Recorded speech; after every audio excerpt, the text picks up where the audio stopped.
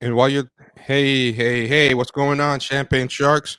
More people will be joining us. So, you know, but for right now we have Adam Thomas, and um, Adam Thomas always cracks me up on Twitter. You recently had a really viral tweet that was hilarious. It was very well put. I enjoyed that tweet, but that thing did bananas numbers, man. Like, Yeah, it's over 600,000 likes. It's kind of wild to half a but million. contextualize it. Like Yeah, it's super weird when you go viral because people think your life changes and things happen and you get some sort of deal like Hollywood's coming and I just got to put out this no one cares. No yeah. one cares. No one cares. I No, did I think 600K and yeah, some girl from Tinder hit me up. really, Sent. that's something. That's sickening. Um, yeah. Well, we were talking about the inauguration stuff like that, and I'll be honest. We were talking about this for my sanity's sake. I didn't want to look at it too much, and I've been like trying to be on Twitter less in general. So like what I've been doing, and somebody was like, "I'm so impressed with your discipline." And I was like, "This is only one day. This is like Keith Richards being clean for 6 hours. It's nothing. Like I'm not gonna toot my own horn, but like uh, I said across like both accounts, like the personal account and the uh, podcast account, I can only allow myself 5 tweets max a day. And I'm like, that's not so hard. And then I went on today and I saw all these cringy tweets from liberals like this is the best day ever, and people putting pictures of black women making mashed potatoes, and it's like this is gonna be the White House dinner from now on. It's like potato salad. I'm like, first off, she's half Jamaican. It's not even the same black. And you're black. Why are you doing this? Like at least a white person has a reason to get it wrong. But everything I saw was like temptation to dunk on somebody. I'm like, I just can't look. This is like being Pookie in New Jack City and working in the crack house. Like it's not. Exactly where my mind went. Yeah, I can't You be. had the American had the American jacket on. So unfortunately, even though I titled this about the inauguration, I think between the two of us, we know very little about what actually happened in the inauguration, right? Yeah, I have no idea who spoke. I have no idea what they said. I have no idea. The only thing I've seen, like you, it's just been people wilding out. I didn't know that they were making slave memes.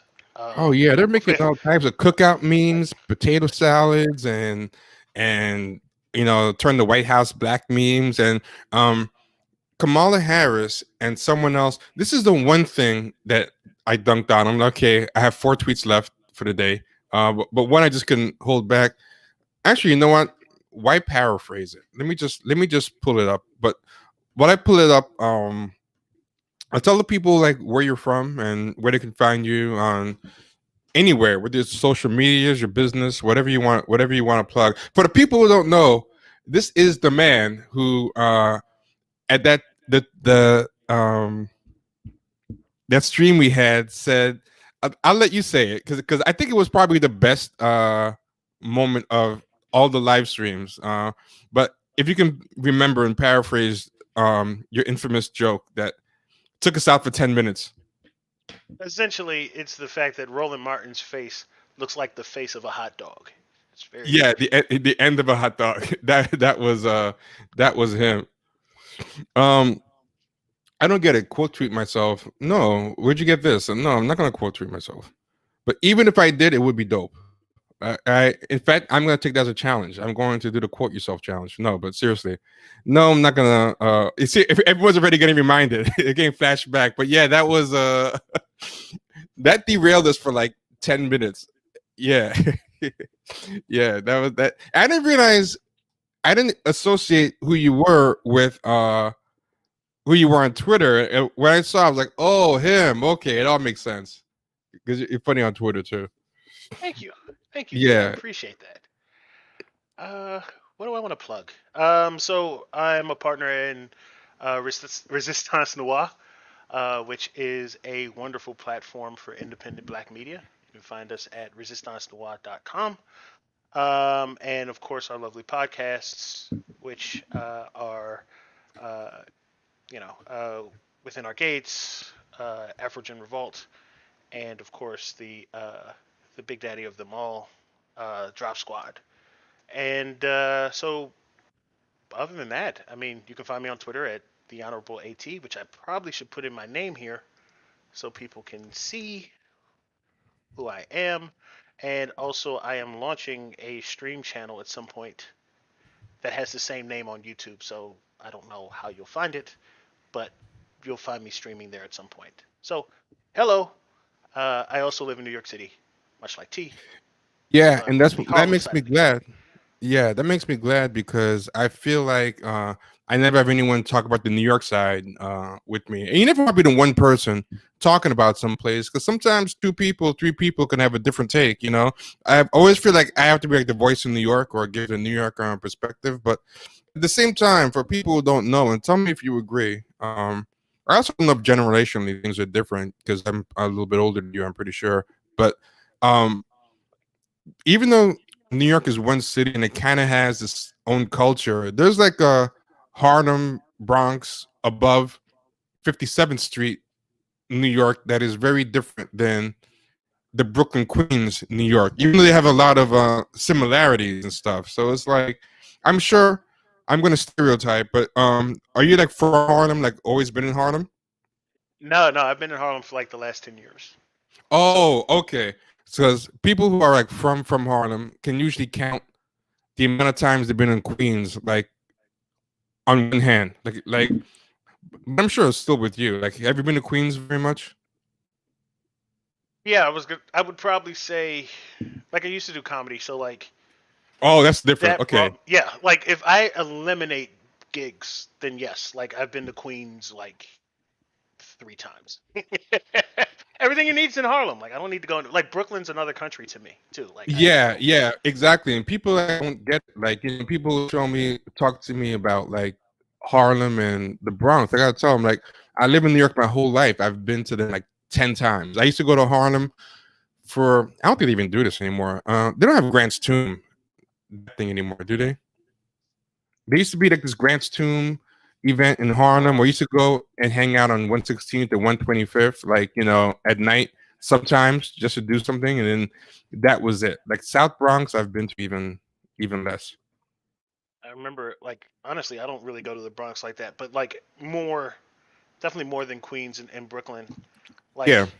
the only time yeah, like I don't really leave Harlem to be honest with you, We especially don't really now. need to. Damn sure don't Yeah. leave it.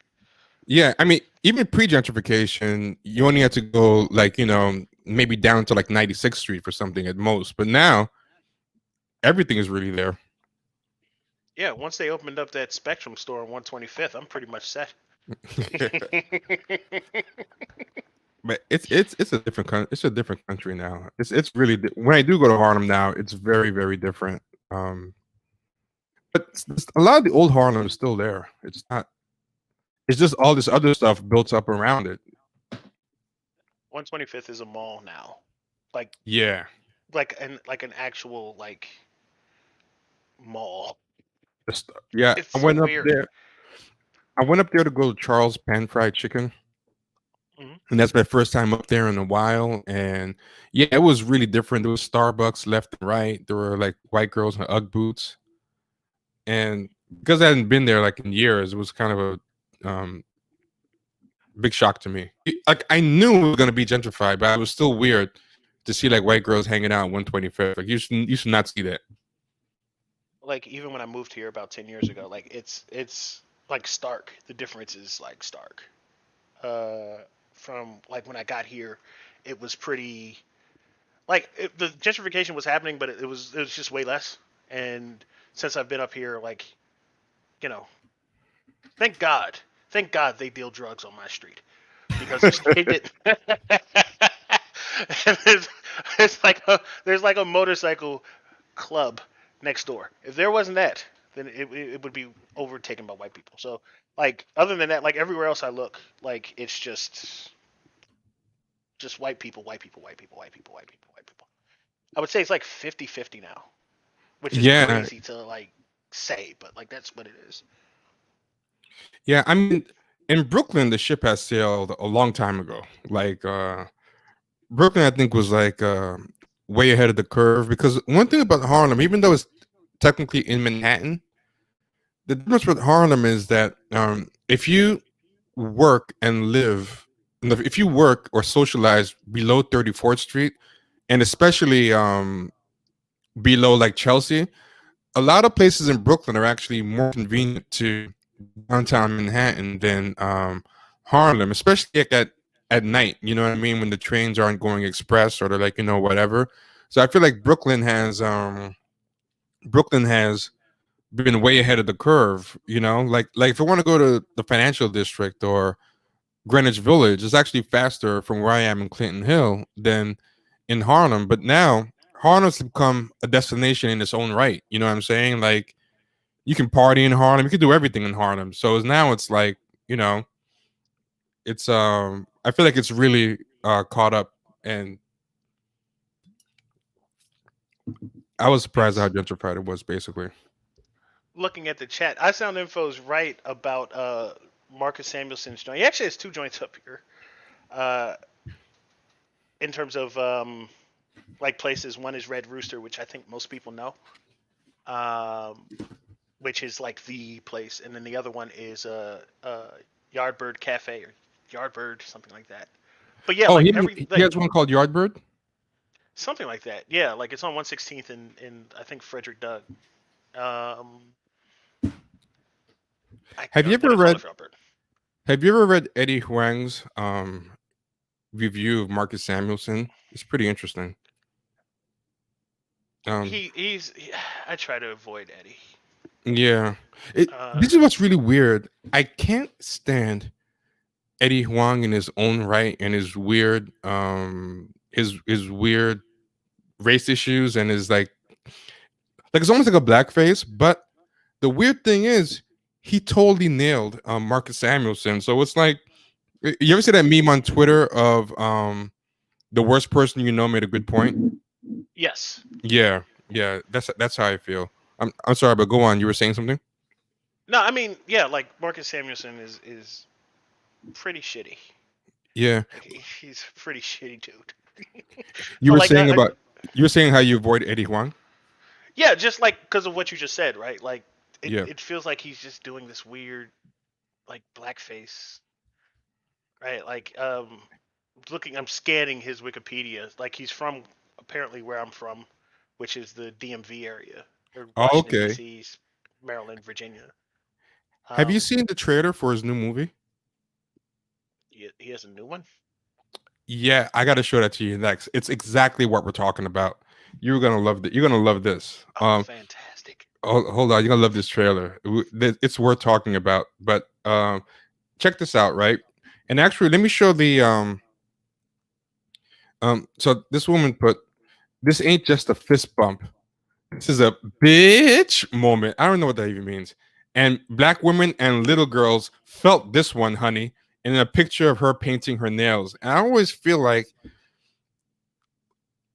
when black people type like that, it's like a weird black face. Like I'm like, I don't believe you grew up talking that way. It just feels mad fake. Like that's just horrible. But so she says, "This ain't just a fist bump. This is a bitch moment," which I don't even know what that even means. And black woman and little girl felt this one, honey, and that's for her white followers. I'm convinced. That's somebody who Oh, has mostly white followers, right? Probably not white just white liberals. followers, like white friends. Like Yeah. yeah, like somebody said it sounds like a Key and Peele sketch. Yeah, like it's like Yes. this is what they do at work to get promotions, right? Like Hmm. they're the sassy black woman that comes in and oh girl, honey, I tell you what, you a bitch. Like that's what they do, and white people go. And then We and then like having her around. She makes me comfortable. and then when they're around the black friends, they talk like the white coworkers because that's how they all talk, which is fine. There's nothing wrong with that. I just be you. It's fine. You know what I'm saying? But and this is the moment she's talking about. Look at this. So Michelle Obama and Kamala Harris do a fist bump, and that's it. But the thing that's funny about that, if you back up, the white husband and Obama do the same thing, and the reason why is because it's fucking COVID. No one's shaking hands, no one's hugging. They just don't want to get COVID at the end of the day. But even Yeah, if it was a genuine fist bump, it's only for the cameras anyway. Uh, Michelle Obama and Barack did that fake ass fist bump too I was gonna for the say like camera. that fist bump has zero spice. Like it's like you could tell both of them went to private school. Like there's no like soul to it. There's no like interestingness to it. It's that just we fist bump and then we go to work and that's what we do nowadays. Like it's just very ugh. that is the boiled chicken of fist bumps. Like there's no crispiness. There's no salt, there's no seasoning. It's just right into the pot with hot water. And that's how they're giving it up. It's nasty.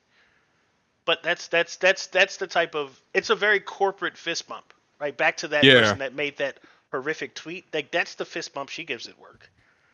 It's just it's just enough to like make them go, oh, she's different. yeah, yeah. Yeah, It's so, and it's the most camera filled place. Like these people don't do anything without being conscious of the camera. They're not stupid. So it's like, look right here. Look at all the cameras around. Oh, actually, I took it off the screen. But if you look, there's flash bulbs going around everywhere. It's okay. Let me ask you this, Adam. Do you think she buys her shit at all? The one no, who's no, you don't think so? no. Oh, wait, which The one? the one the one who tweeted that, the one that said, who got excited about the fist bump. Do you think she has any genuine joy about the fist bump outside of the opportunity it gives her to put on the sass act for her white followers and friends? Yes, because in her she recognizes a fellow striver. Ah, makes sense. This is the this is like the she's uh she's the ideal, right? Like both of them are the ideal person for whom she wants to be, right? But Mm. her future is middle management and HR. I That yeah, I think also too these people, I think they think too. I think they think if people think because of what you said that they recognize themselves in those people, they think if the mainstream learns to love these people and buys their shit, then that means that in a micro way, in my world, in my workplace, and whatever, I'm gonna get the secondhand benefits. It's kind of like when I remember like back in the day when like people like Eddie Murphy and stuff were big and everything, and you'd be like a regular black guy, and then like um like white kids and stuff would be like, I'll make you think you're funny or something because Eddie Murphy was funny. I think it's that mindset. Like some people see that and think, yeah, okay, I'm just being stereotyped. But some people lean into that. Some people will memorize Eddie Murphy jokes and come to school and tell them. Some people do that. So I think it's a modern version of that. I think you're right on with that. Like this is the behavior. Like if they mimic this, if they put on for it, if they go, I really love that Kamala and Michelle Obama. That's how that's how you get it, bitch. Like if they like, what I mean. Like if they do that and they go to work and do that, then yes, then maybe they'll find like love from the white non-black people that are around them. And like they've also convinced themselves throughout their lives like this is how I have to act so I can get so I can have a good job Yeah, or that like too. yes so like then like they get more of this more of that coming in and they get more uh as they put on and they like highlight that behavior. It's an internal thing and an external thing. This is the second tweet that made me break down and tweet. So I wasted my second tweet on this one, where this guy said, and why do people do this? This is another weird thing. Joe Biden gets a nigger pass tomorrow. And I don't understand these type of black people who can't just say, hey, I like this guy. They always gotta go weird psychosexual slave play fantasy with things were there. Like, oh, Chris Evans is so hot, he could put me back in slavery and whip me 100 times, then pour alcohol in the wounds and then shit in my mouth and give me a hot like what the fuck, yo? Where did this all come from? Like, it's just say you like them, like like whatever. Yeah, First of so all, if I remember Joe Biden from that conversation he had with all those black leaders, he yes. would tell you he's been had a nigga pass. Like he gonna tell you, I'm the only white boy that got a nigga pass. I don't need Exactly. you. I don't need y'all to tell me when I can say nigga. I was doing it back with Strom Thurmond. Uh, like that's yeah. These people are ridiculous. Like, At least that one was lightweight. Some people, go really far with describing in like excruciating detail. Where I'm like, okay, you didn't think of this fantasy on the spot. You've been keeping this one in your pocket. Like, this is your uh go-to fetish thing or whatever. yeah, like this is in their spank bank. This Yes, is thank you. this is what they dream about. This is their fantasy. This is how they love to live. Just yeah, just strange. Yeah, really, really bizarre. I shot Andre. Oh, sorry, Q an invite. See if he might come through as well. Ooh, Hmm? my my partner slash boss slash not boss. This Yeah, is interesting. exactly. Yeah, yeah, yeah. He might pop. Here comes Vita. So it's a party. I want to say something with Vita's Ooh, here. Vita, in and out, Oh, in we're and both out. clicking at the same time. Yo, that's funny. That's funny with Vita. Hold on. Is your microphone in? I hear an echo. Oh man, it's a rookie movie. What are you doing? You just logging on with the mic on, the speakers No. blasting. So Taking yeah, her I'm probably time. listening to you guys in all your massage noir while Oh you guys getting ready to come on. yeah, So please check us, man. We're out of control without the voice of reason. I'm just saying, Black Girl Magic. Oh my God! Wait. Did you see what we were talking about with that tweet? With I think the I commented or I liked, maybe I just liked it. But yeah, I saw that bullshit. And this is the thing that pisses me off about it. It's like these women who say that shit, they act like they're speaking for black women, like all black women. yeah, But there are also many black women who are not pro Trump or Kamala, right? I mean, not Trump, Biden or I mix them up. All white yeah, supremacists are the same to me. Um, Biden and Kamala. So not every black person, every black woman was like you don't represent the black woman conversation. And on top of that, I also feel like when they say things like that, it's because they're really trying to push this stereotype around black women. I won't say stereotype, but this image of black women, like we're I some. always call it I always call it neo mammyism. Like, I like that. I like that neo mammyism, and that's pretty much what it is. It's like they're trying to play this extra out role. And I don't. It's like, what are you doing this for? You could literally just say, "Oh, this is dope to see." Like, why couldn't you just say that? yeah, yeah. And Yakub, first off, I want to give a shout out to Kobe Gaddafi. Yo, we were missing you, man. Kobe Gaddafi is back in the room, man. What's up? Yeah, we were saying, where is he, man? We were like key cracking some jokes, but we were saying that we missed you, man. We're It glad was you're looking back. for your depressing ass comments in the chat. Yeah, That should be fucking depressing. But but I'm so used to it that I'll be looking for it. Like, okay, he about to get yeah. story, you know? I was I was missing it, like because I always like when Kobe Gaddafi finds a way to like take anything and find like not to say like every cloud has a silver lining. Like for him, like every silver lining has a At the cloud. He will top. find Oh yeah, yeah, definitely. but But but it's all he love. It's all yeah, love, Colonel Gaddafi. We know what's up. but he's sharp as a tack though, man. He's good people. I always like Colonel Gaddafi. Oh, thank you, Champagne Communista. I appreciate that. Just so you guys know, I do see when you guys are giving me compliments in the chat, but I don't want to like interrupt the conversation to say thank you, but I see them and thank you. I always appreciate them. I was joking the other day. Kenny was watching too, Oh man, I just saw some disturbing stuff.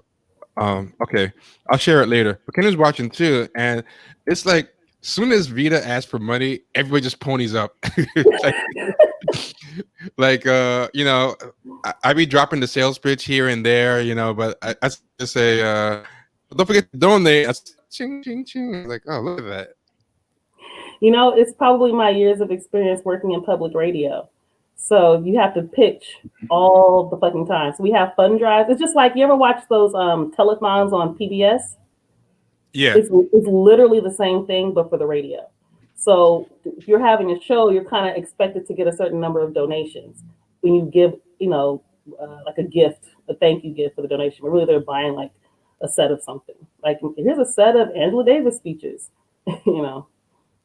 Yeah, I'm not going to minimize your skill at pitching or your talent or experience, but I think also there's a little bit of simp energy in the chat sometimes, right? I think why I gotta be sense? Why I gotta be sense? No, in a positive way. This is how you don't know how. See, this is where you fucking up. Now you're calling people simps for donating if I ask. No, wait. You're not saying it, but that's how it's going to be received. So these are like little things you got to pay attention to. So because what you don't want to do is make them feel like, oh well, if I donate while Vita's talking, I don't want to be looked at like a simp. I think we should reclaim the word, and Twitch is reclaiming the word. Twitch is reclaiming the word. Do you know Twitch bans you for using the word simp now? And a bunch of others. Simp is a bannable, violation of contents. They're a protected group. They have, yeah. That's how you know Twitch is ran by a bunch of nerds. Like that's just these are all Smash Brothers players. Like for real, for real. Look. See, people are owning it. Look at that. Look, people are saying simp for Vida. They're claiming it. I told you. See, you're thinking the old ways. You're thinking in old, outdated ways. I'm progressive. Oh, I'm not up on the term. Okay. Well, yeah, look. People are leaning in. We're gonna make this a movement. We're gonna make the simp for Vida a movement. Yeah, see that? Oh, it's so hilarious. Well, I appreciate all of it. Someone said, "I think T is jealous and you want." Yeah, it's a new culture. It's okay to you know what it is. You're on. Let's see. Here we go. T, can a black woman speak? Okay, you see that? I like RP, so they understand. Yeah. Okay, here we go. I'm gonna let Vida speak. That's right. And since we're on that, I like that last point about letting me speak because this whenever Black women enter the space, is all this misogynoir starts spilling out, right? Yeah. But I want to say I was defending the simps, so you should be happy. I was defending the right to simp for Vida. So no, I'm all about that. But I did want to plug Afrogen Revolt. So yes, make please sure you do. check that out. Or Resistance Noir. It's me, Kay, and Nina. It's Black women talking, but it's not the sister girlisms. We talk like how we talk on Twitter. Like we pretty much talk. The way we talk on Twitter is literally how we talk. So that's pretty much what it sounds like. And we're not on the anti-Black man shit. We talk about all types of shit, not even just things that are specific to Black women, but it's our perspective as Black women. So thank you. My favorite podcast on Resistance Noir, by the way. It's awesome. And Vida, can we get the man voice? No. You have to find that episode of Afrogen Revolt. Oh, you did a man voice? I was reading these funny texts from some guy or guys, I don't remember, but I was trying to read them in a manly voice, but my man voice is like really bad. So yeah. Thank you, everybody. And yes, Vida, continue to center yourself more in the conversation. I did enough of that now, so I'm gonna go ahead and I'm really happy that Adam's here too. No, keep going, man. It makes it easy for me. I can just search for cool tweets to put up. Okay, RP had to take it too far. Look, see everything RP was keeping for you, and then RP had to take it to the next level. See that? Listen, we're lucky that we got me to the point where I'm even on camera at all. So let's not push it. Let's not do that. Yeah, but I'm telling you, Twitch has a very pro simping culture, and I'm not even saying that like as an insult. Like it's built into like the ecosystem more than YouTube, where it's like it's actually socially accepted and cool to simp. So that's why e-girls do really, really good there. Like I was shocked at how much money and Oh, that whatever they. doesn't shock me at all. Because I think about like that girl. What's that white girl? Olivia Munn. Hmm. Is that her name? God, I Yeah, haven't heard Olivia that Munn. name in years. Is she Because still out here? she's a basic useless person. But she was a girl who talked about gaming and shit and nerds. So they took, she was a basic white girl, but she was attractive enough, you know. So I think that's the only thing that made her somewhat popular. And notice nobody gives a fuck about her now, right? Because she she was She's trying to not do real acting now, and people don't really want to see all that. she's not interesting, not even a Yeah. little bit. But she was a female and talking about gaming, and she's on like the nerd dominant websites and TV channels and shit. So Oh yeah. I mean, that whole scene was the beginning of the end for like so-called nerd culture, as far as how horrible it got. Like because now that's all nerd culture is a bunch of like people talk about fake nerd girls, but a lot of the guys are fake nerds too. Like that Chris Hardwick guy, they're just people who just buy a lot of shit. Excuse me. They're so hoarders. you mean like they're not actually nerds? They just like nerd shit. Exactly. Like Okay. what it is like okay, being into that type of stuff. Like I grew up into comic books and all that stuff, and you wouldn't have to. The actual specialty comic store, first of all, was like this is gonna sound like I had to walk 30 miles in the snow to go to school, but there was like one place. It was called Mike's Comic Hut, and then you would get you and a couple of your boys together and trek to the comic book place. So you would go like and take like a 20-30 minute walk. You would go pick up a stack. There'd be a bunch of people in there with just nothing to do but sit around and shoot the shit all day and whatever. And like this store, it was in Flushing, Queens, and George Perez used to go up in there. So you tell you would see George Perez in there, and he even drew some of their bags. It was a whole different culture. Now, like in this era of New York Comic Con, Marvel movies, whatever, it's like $1 billion industry. So it's weird. Like you watch, um, so like nerd culture is like mainstream culture now. Like it is jock culture, but people still try to act like it's this niche thing. You can sit in your house and not leave your house and binge watch every Marvel movie through streaming or torrenting, use Comixology or illegal sites, and like in a week have read every single issue of Spider-Man ever made or every single issue of Love and Rockets. But you used to have to hunt for shit. You used to have to go to comic conventions, and there'd be some weird dude who looks like the Simpsons comic book guy with shoeboxes with VHS stuff that he ripped from Japan and all this stuff. So it's but this is what is the weirdest thing about it, right? It was this weird kind of fringe habit, but we didn't have this kind of underdog, oppressed attitude. Like we still hung out, we still played ball, we still did things. We just like this kind of thing on the side that we didn't really show around the girls and stuff. You know, like I might go to my boy's house and then we like trade some comic books or something, right? And it was actually kind of a little bit of social death to be into it, but we didn't act oppressed. Now it's the coolest thing on earth, the most normal thing on earth. Like hot women and bartenders and jock guys cosplay and are opening to Marvel movies, and they act more oppressed than ever. It's the weirdest thing. Like they act more like they're into a fringe, oppressed, um, embittered hobby than when it was actually something that people got made fun of. It's the weirdest. Like they're so toxic now. If you go on like on comic YouTube or geek YouTube, whatever, they're all angry and acting oppressed all the time. It's weird. Yeah, like it is strange that like they act so persecuted. Like you would think that like people are outside with like pitchforks screaming that like get here like you would think it's Revenge of the Yeah, Nerds. it's a Like billion-dollar industry. everyone like is fine with it. Like they have like cosplay days at like offices now where everybody gets to wear their favorite like Marvel t-shirt. Like it's mainstream. It's it's like watching I don't know Friends. Like it Yeah, doesn't change. Like it's not a cultural significant signifier. You that can it was bag a far. bad girl at Comic-Con. Like that is just a whole different thing, you know, like there was this guy I met, he had like a hot girlfriend, right? I worked with him once and I was like, "Oh, how'd you meet your girlfriend?" "Oh, we met at Comic-Con." I was like, "That's amazing." You know, and she's perfectly socially, you know, well adjusted. Yeah. It's funny. It's it's Yeah, it's it's interesting. I was gonna hold this one day because I wanted to talk to you, and both you and Q both seem like people that have, a little bit older and have seen the extension of like comics for a long time.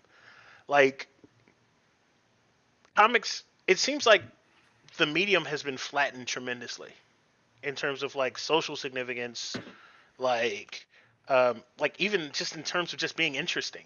Like there used to be, it feels like there used to be like weird shit that would oh happen. yeah. People would just try things.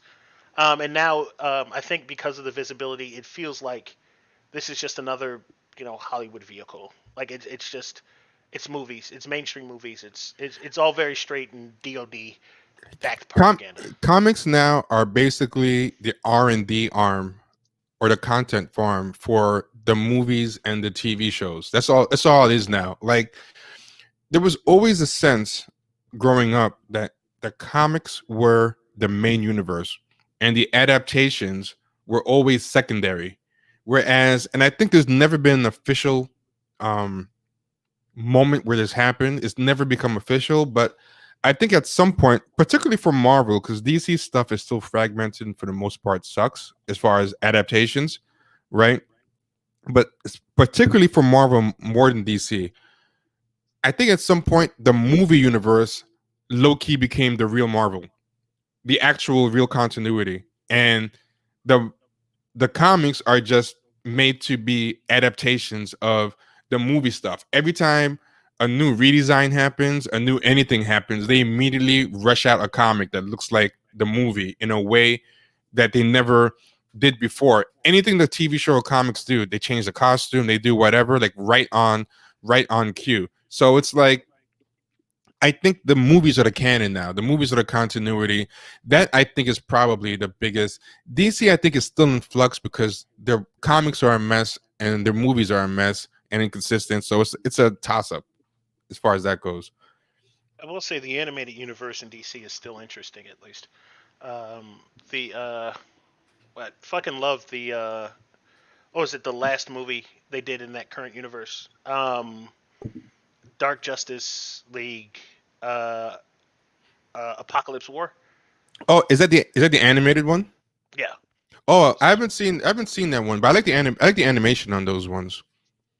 it's really really good. It's probably the best comic book like movie I've ever seen, honestly, because like with at least with the DC animated universe, like they've given them more freedom. They're it's adultified a bit, which can Yeah. get a little cheesy, but like the story, the beats feel real. It feels like they're serving something, like they're serving an actual story as opposed to like just standard DoD propaganda bullshit, flat hero's journey nonsense. Oh, the DoD stuff. Can you explain what you mean by that? Because a lot of people don't know about it, and I think that's a good thing to talk about. Sure, Sorry, but I had an emergency, guys. I didn't mean to cut out on you, but Oh no, we figured everything okay. yeah, everything's straight now. Okay, good, good. outstanding. Um, Glad to have you back, Vita. Um, yeah, so the DoD stuff. So if folks don't know, there are a lot of, I guess, connection lines or like the Department of Defense slash the CIA slash the U.S. government have their tentacles into Hollywood, and they have used Hollywood as a vehicle to push their propaganda. So, like, if you notice during like Marvel movies or whatnot, you'll always see some sort of U.S. Army or U.S. Air Force. Like, it turns into like a military commercial in the middle of it, and you're like, Yeah, what do Captain fighter jets Marvel. have to do with anything? Yeah, I think Captain Marvel was the most egregious one as far as how deep the contract went. But apparently, they've all had some kind of input from intelligence. That was just Oh the yeah, most egregious one. oh yeah. Captain Marvel was one long, like an hour long Air Force. recruitment ad. Like in the middle of it, it's like an hour-long Air Force recruitment ad. Just jets. This is what you can do. You can help save America if you hop in a jet plane and go to your recruitment office. Um, but yeah, like in terms of movies, especially Marvel movies in general, and Disney, I should say Disney in general. Right there are definitely connections there, where the U.S. military gives them, or the U.S. government gives them kind of money and support, just to hawk their propaganda or their point of view. So if you ever wondered why, there's always like the military. Oh, the army has to be called in, and they're so objective and awesome. That's why. This is something. This is a slight change in topic from the Air Force and all the intelligence, but I think we need a palate cleanser from that terrible propaganda you described by showing some positive propaganda, because what you described was just disgusting, and we need some good propaganda. And I think this is it. I think this is the palate cleanser that we need. Fuck the Air Force, fuck all First of that all, stuff. can I say this before we play Hmm. this? Please. I think Q has been on like a self-flagellation run lately. Yes, yes. I didn't look at Twitter today, but he's got some gems, and this is one of them. He's really doing the work. Yeah, he is. He is.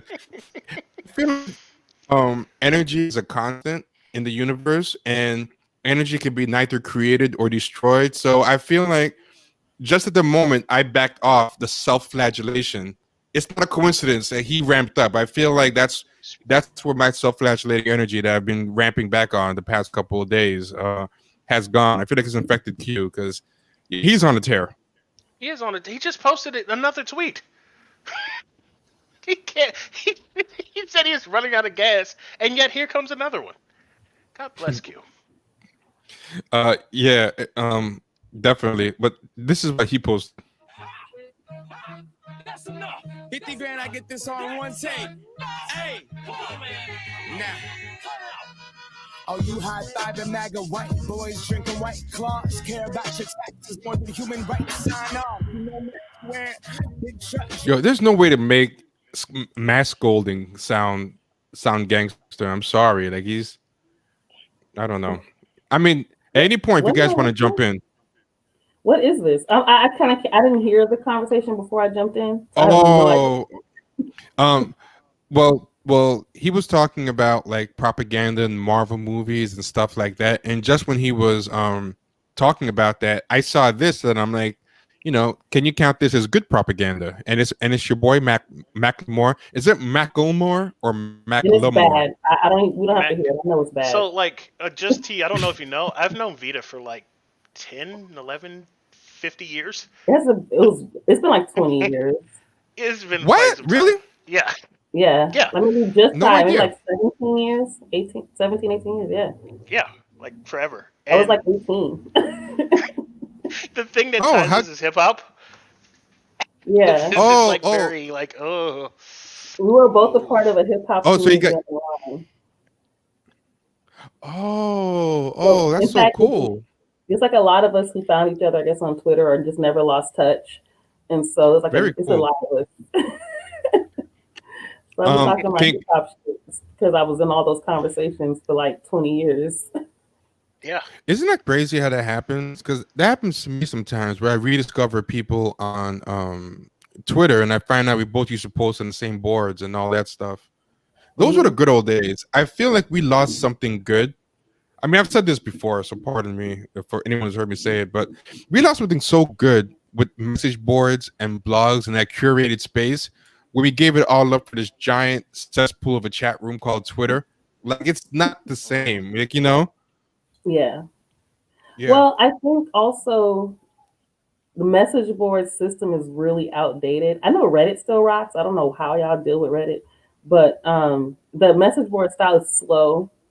It's not like full on converse. It's a conversation. People write like whole essays. They're like actual essays. It's not just like there's no character limit, So I get why we kind of had to move away from that. Plus, those message boards also got pretty vicious. Twitter's bad, but the message boards were way worse in my opinion. So like I had a situation myself on the message boards, that was just one of the most horrific experiences of my life. Oh, sorry to hear So that.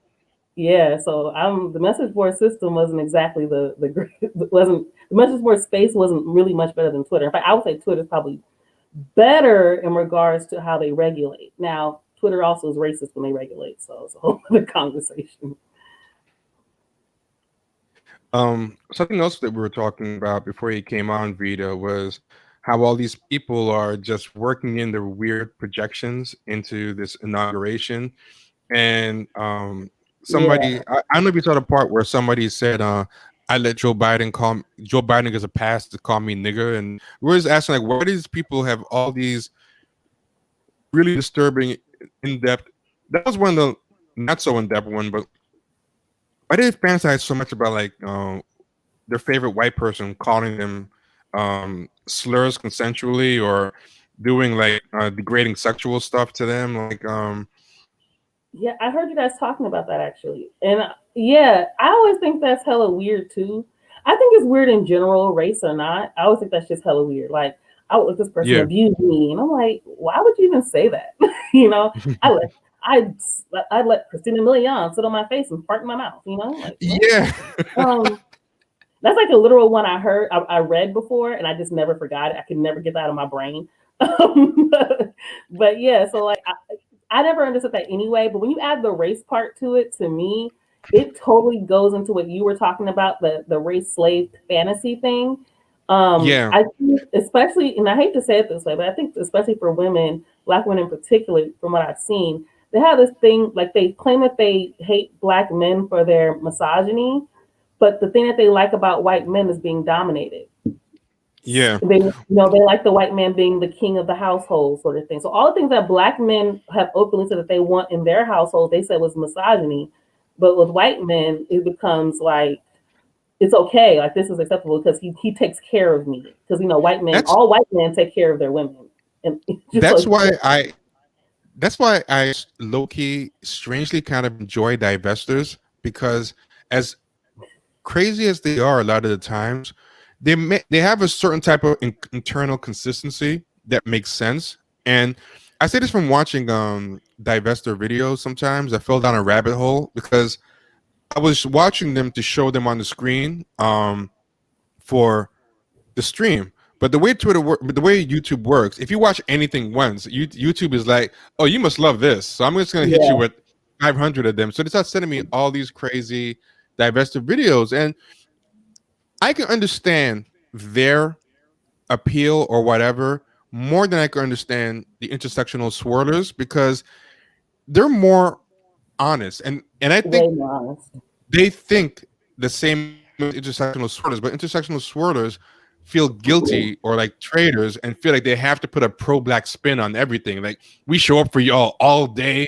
You're driving us to do this, Damn, Right. we just really want to love y'all, but you're driving me to do slave play with this white man. I'm only doing it because I have to reenact the intergenerational trauma so that we can process it and come out there. Like, just shut the fuck up. You just want, but the divestors will straight up say, yeah, y'all are failed patriarchs. Y'all just failed men. And they'll basically say, we don't hate y'all for wanting to be in charge. We hate y'all for being failed men, but wanting to be treated like men. So they'll just be like, Yeah, I'm getting with the winning team. You guys, the race war happened. It's not gonna happen. It happened. We lost, and you guys lost to these men who are conquerors. We're choosing the winning team. And honestly, I can respect the honesty. I'd rather have you say that than make all these fake rationales for it. yeah. You know what I mean? And the reality is, all coons that they're doing the same thing is to be safe. They want to be on the quote unquote winning team. Yep. That's just that's kind of the root of coonery. And if we're being honest, there's so much trauma in our lives and in our ancestry that you're gonna have some coons. That's Yeah, also for gonna sure. be a result. Some of us are resilient, some of us are, trying to be more resilient. And other people feel like, well, they have to side with their abuser. because that's what's Well, I going to mean, keep them safe. that's something I see in the tech world a lot, and I'll put it on the black man side of it, right? Like a lot of black men in a lot of these spaces feel that whiteness is protection, right? So they'll go get that white girl. They'll go. They'll make sure they're in white spaces, and then what they do, similar to the Bridgerton Twitter. Well, they're all Bridgerton Twitter folks, but Yeah, if you basically. I all can't love believe that people Bridgerton, who like that shit. But anyway, go ahead. they're all into Bridgerton. But what they'll do is, as T mentioned earlier, it's just like, oh God, you know, I would, but I mean, I just want to be, you're forcing me into this world of loving white women. I would be with black women if black women would just, da, da, da, da. Like it's like stop, nigga, stop, right? Like you're cooning. It's Right. But fine. Black women have bad attitudes. Black women don't submit. Black women, it's always a list of things whenever people want to coon. It's always a problem with all black people or that all black group of some sort. It's always been.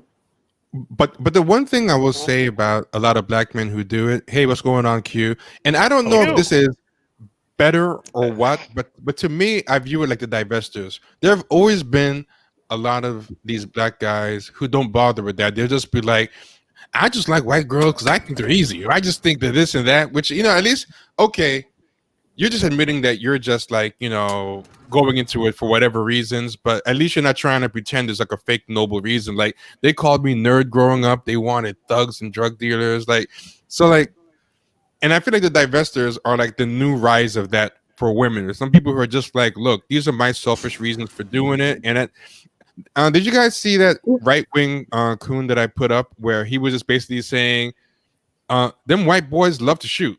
Them white boys, they draw blood, and I was like, oh, I love this guy's coon. I wish we had more people like I him. haven't seen it. Oh, yeah, I put it in the previous chat, but yeah, he was a guy who basically said the most honest cooning I ever seen, and I loved it because I think liberal coons think the same way, but they have to put some fake nobility behind it. But he was like, look, uh, them white boys will draw blood. He was a black guy that was at the Capitol riot, and he's like, he goes to these things, and he was straight up. He was like, look, um, when I see these black protests, they're doing prayer circles, they're lying down in front of trucks, they're crying, and these white boys, they'll draw some blood. And like these people, they have dominated everybody they come across, and they're willing to draw blood to do it, and they're not gonna respect anything other than someone who's willing to draw blood back. That's the only language they respect, and you're not gonna appeal to their conscience or anything. So I'm gonna be on their side, and I can't wait for them to bring slavery back because it's coming, and I'm gonna be in charge, and I'm gonna give y'all hell, and I'm gonna even show the new white boys coming up how to whoop your ass. I was like, God damn, this guy, as heinous as he is, I think a lot of liberal ones think the exact same way, but they've got layers and layers of denial Yeah, on. they So can do there's it. two They thoughts. can get elected to senator. They can get elected to the vice presidency. That's all I'm saying. Like that's what they do. In fact, they put themselves in position to specifically target, the black people or non-white people in particular. But also I wanted to say the other statement that bothers me is from black men that want to coon is they say this shit like somehow fucking white women is getting white men back for slavery. I've heard it in multiple rap songs. I've heard it recently in a rap song. Um, I've seen it said on Twitter. I remember that was the statement. In fact, I think Yeah, what's that guy's name? Nick Cannon says some shit, allude to something like that, or basically Oh, said that somehow this is black men get with white women because they see it as um, a sign of either success or it's a way of getting back for slavery.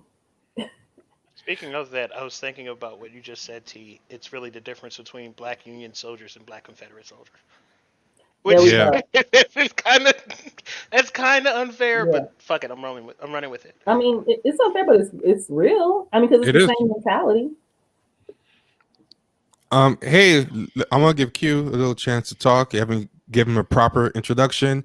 Hey, Q, thanks for coming on. I asked Q to come on, then I decided, wait, um, maybe I should have him come on tomorrow because I want to have a theme day of people showing up and sharing their worst takes from the inauguration.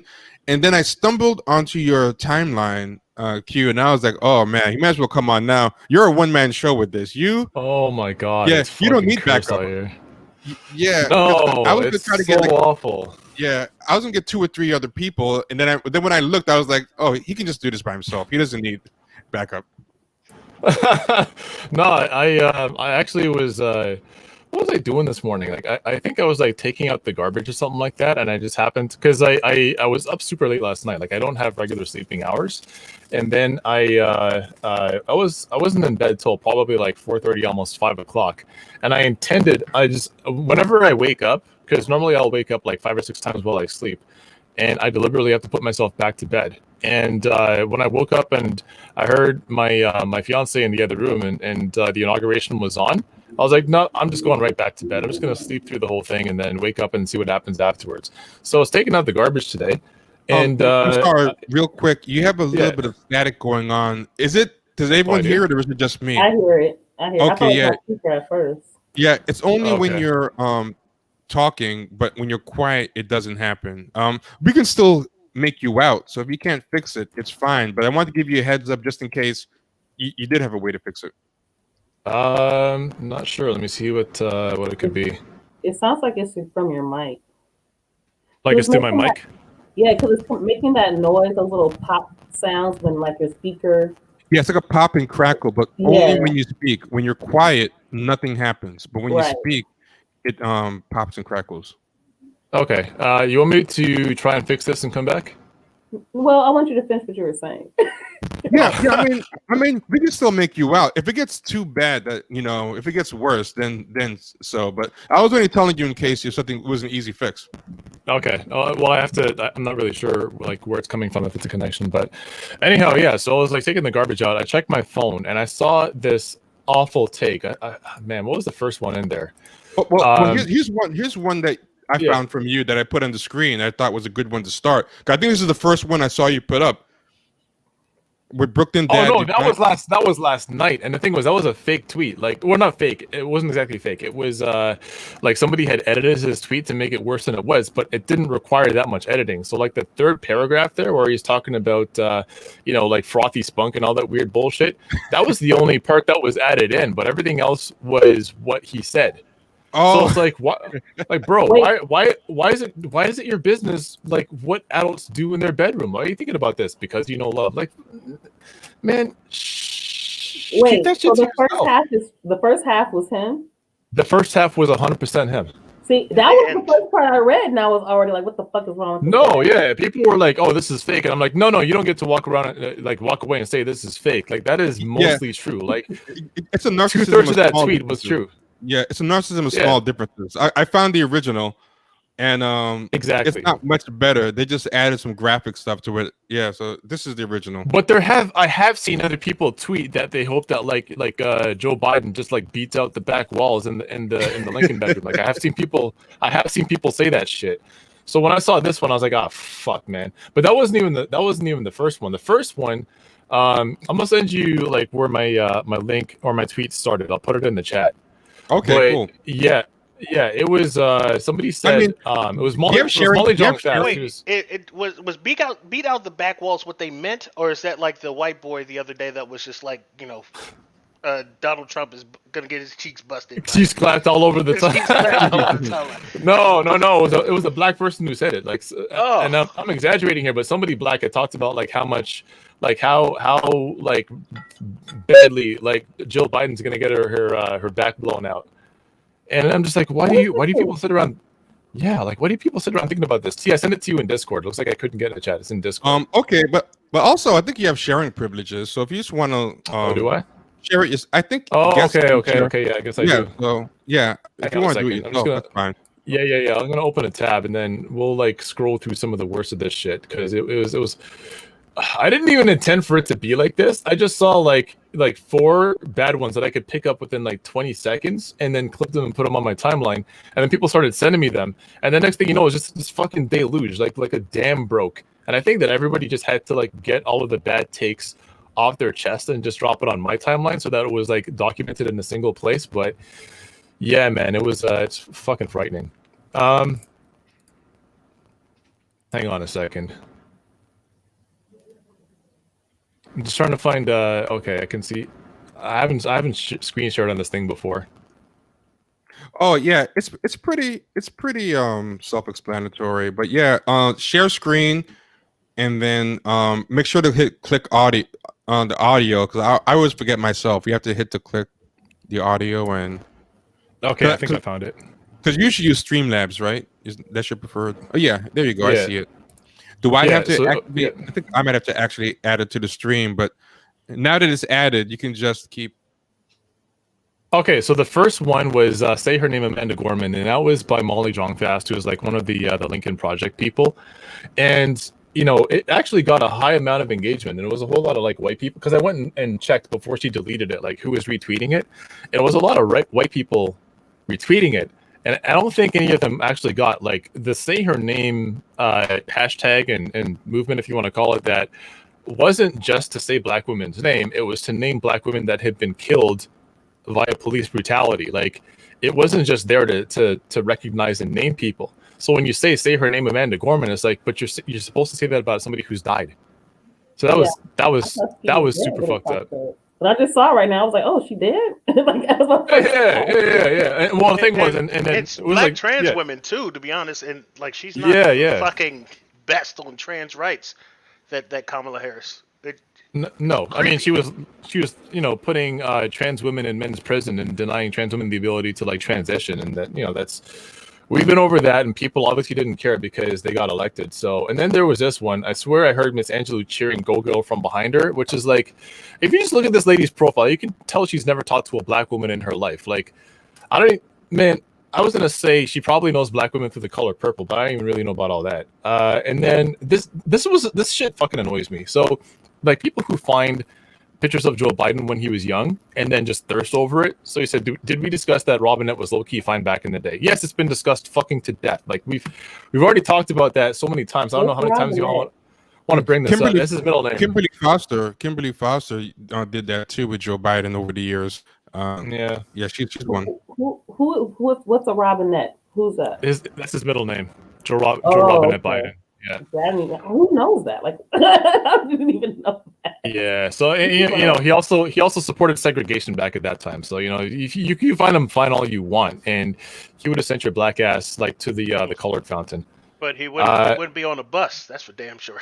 Oh, absolutely. No, it wouldn't be on a bus. And then Jelani Cobb. This one, I think it took people a little while to understand why this one was so egregious.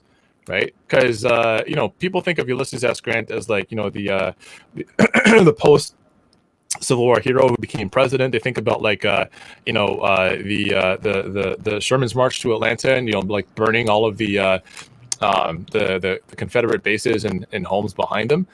Except that he's also responsible for pogroming Jewish people out of the Union Army and pogroming Jewish people out of 3 states in the South. On top of that, he like committed atrocious acts of genocide against indigenous people in America. So when you say, there's shades of or strains of Ulysses S. Grant in the speech where Joe Biden's talking about white supremacy, or he's used the words white supremacy, I mean, yeah, maybe there are strains of Ulysses S. Grant, but not for the reasons that you think, bro. Well, Q, he was the best horse rider in the U.S. Army. I mean, come on. I mean, yeah, when he was sober. Then there was this one. He wasn't sure he was drunk. Yeah. Well, that's actually the reason that he ended up drummed out of the army, was because he couldn't control his drinking, which is not any shade to alcoholics, but let's not forget the guy's not a superhuman being.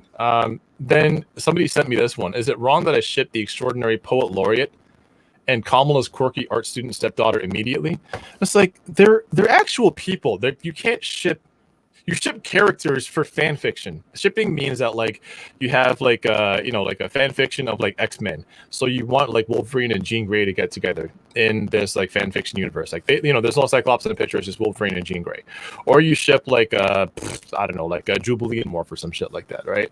But shipping like actual living people is really gross, especially when as far as I know, they don't identify as like same-sex attracted. Like they don't identify as lesbian. So what the fuck is this supposed to mean? And then she says, and then she goes on to say, I don't know the sexuality of either one, but I'm just saying if they fell in love, I'm there for this. No, like, why are you doing this? And then it just goes on like this forever. Why are you like fantasizing about it? Like, why are you like? That's such a weird thing to say. Oh, I see these people. I have this fantasy about them getting together, despite knowing whether or not they would even be interested. I just that's just weird to me. Wait, it was so much worse. Hang on a second. I'm gonna scroll right down to the bottom since we're on this. And by the way, this is a really long ass list. I'm gonna scroll like all the way down here. This one actually leapt out at me and it really offended me. I don't care where Barron Trump is. Keep in mind, Barron Trump is a 14-year-old kid. Right. I don't care where Barron Trump is, as long as he grows up happy, gay, and marries a beautiful Mexican man. What? Like, and it's racist as fuck. But hold up. And then somebody shows up and says, and they adopt cute babies from China. Wow. Non-white people are really just like white people were on a different type of time today, bro. Oh yeah.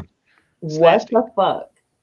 That is. It's like, here's the thing though. Here's what bothers me so much about that is like for white people, like we don't exist as actual human beings. We're like side characters in their life story. So we're just like people that make cameo appearances to like teach their racist relatives and the racist, like coworkers and whoever, how to be good human beings, and then we disappear again. Like we're not actually here as fully realized like human beings, like in it for ourselves, and it shows like.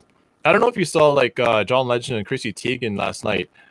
They were down at the National Mall because John Legend was performing at the inauguration, and they happened to, while they were like finding their hotel and trying to get set up for sound check and everything last night, they ran into some National Guardsmen, and they took pictures with these armed National Guardsmen, and it's like, bro, a year ago, less like 8 months ago.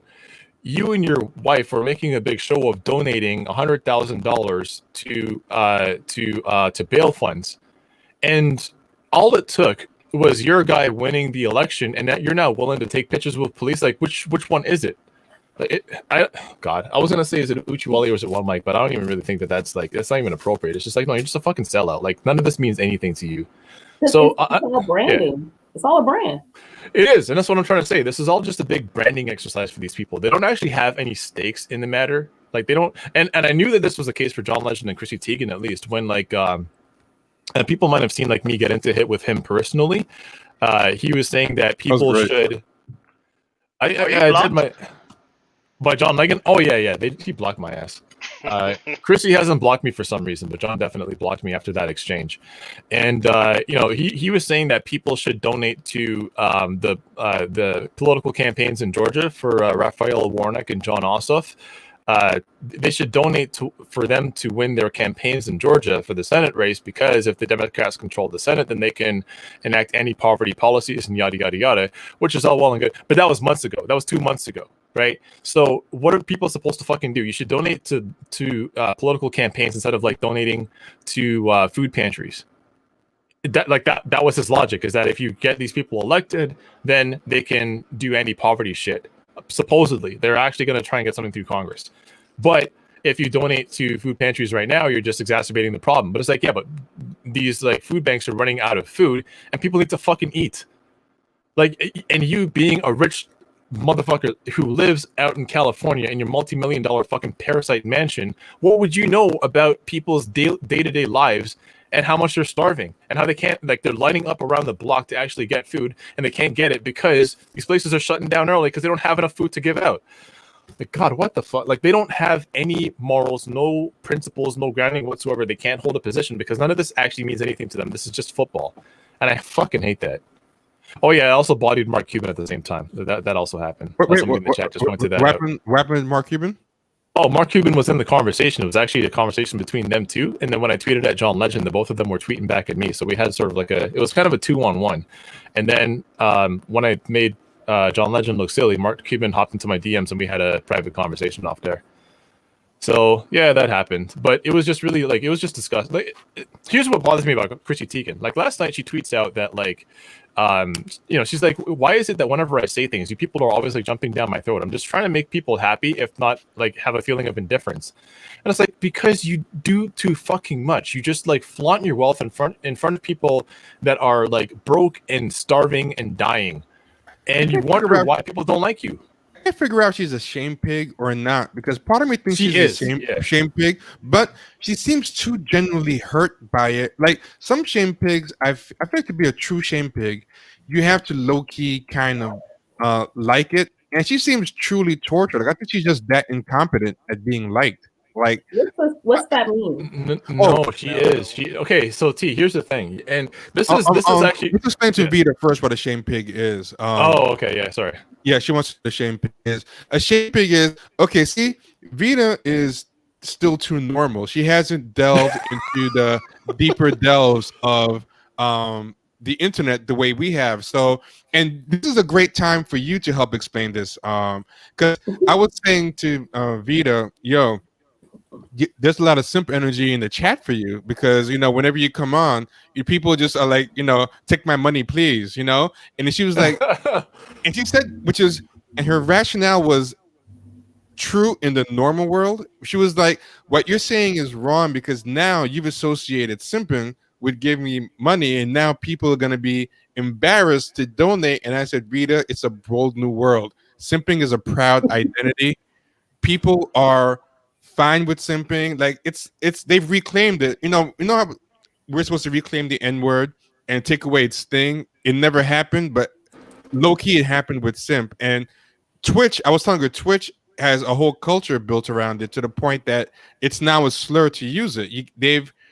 People have so identified with it that they take offense if you use it negatively, and now it's like it's in the terms of service now, right? It's a banned word on Twitch. Yeah, it's a banned word on. Actually, we might be in trouble ourselves now. I didn't even realize that. That's probably the real problem of me saying. You have to call somebody that.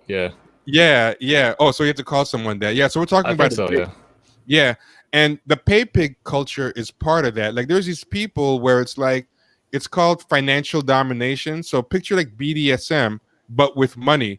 I humiliate you and talk bad to you, and you give me money. And I have like friends, I know girls who have done this as a side hustle. So it's a kind of sex work, but they don't even have sex or show skin. They just, well, not any more skin than any regular thirst trap, but they'll be like, pay up, you pigs. How much money did you make today? Hey, you cubicle cuck. Give me some money. And people give them a bunch of money. They'll be like, yeah, it's like, wow, you had a hard day at work, 8 hours, and it's all going to me. It's not even that much anyway, you cubicle cuck. You need a second job. And people be like, give me more.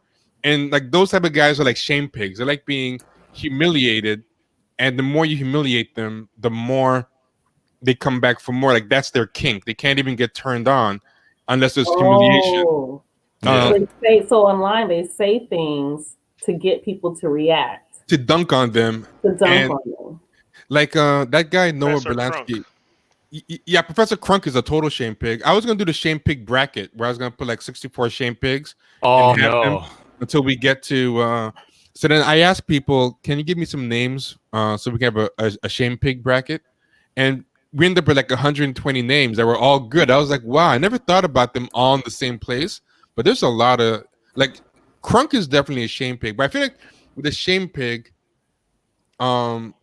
they have to get off on it. And I'm not convinced that Tegan does, unless she's a really good actress. Like Crunk acts like she doesn't like getting dunked on, but she's definitely into it. But so that's just to set the stage and answer Vita's question, because she wants to know what a shame pig was. So Q was gonna now answer why he thinks that she is a shame pig. Well, here's the thing: there's a second layer to shame pigs that I think you might miss, T, and that's like there's a shame pig who just like gets off on getting dunked on. Like Noah Berlatsky, I think, does it just for sheer like, it's almost like somebody with a foot fetish, right? Or somebody like sniffing armpits. But then there's also the shame pig who does it because it's actually not the shame that they get off on; it's the commiseration and sympathy that they get off on. Like they like people like coming into the mentions is like, oh, I don't know what is wrong with these people, and oh, they're just projecting their jealousy. So what they're actually addicted to is the validation that they get from people after they've just been shamed, if that makes sense. So But I there were a think lot of small shame pigs today talking about their joy being taken by the timeline. Well, yeah. So, I mean, let me get through Chrissy Teigen first. Is that I think like what's actually there for her is not so much like getting dunked on. It's all of her like fans and sycophants that come in afterwards and tell her that actually, it's there's nothing wrong with you like flaunting your wealth and talking about buying a horse or making your nurse wear a plague mask so that she can like clean your house or any of that, for Halloween. None of that. It's actually not that. What it actually is, or sorry, clean your house. I'm getting two tweets mixed up. One she made her nurse dress up, and another one she made her maid dress up. But anyway, like it's actually when she does something really like just ridiculous and out of touch, and people make fun of her for it, and then all of her fans are just like, no, it's okay, like don't worry about it. You didn't do anything wrong. That's what she's attached to. So like when people got at her last night for taking the picture with the National Guard, that's I think what like motivates her to do that shit. Like I think she knew exactly what she was doing when she tweeted that picture out with a bunch of like, men in fatigues and M16s. But unfortunately, like you can't punish or reward these people. All you can do is just like sit back and watch the spectacle. Yeah, and this is kind of one of the reasons why I decided to stop, dunking on Professor Crunk and stuff. Because I'm like, I think she likes it on some no publicity is bad publicity thing, and this is how I knew it was really bad. I have a young cousin. She's like 21 or something, college, but she's not into Twitter. She doesn't know about my Twitter life or anything. Not because I hide it from her, but because I've never brought it up or anything.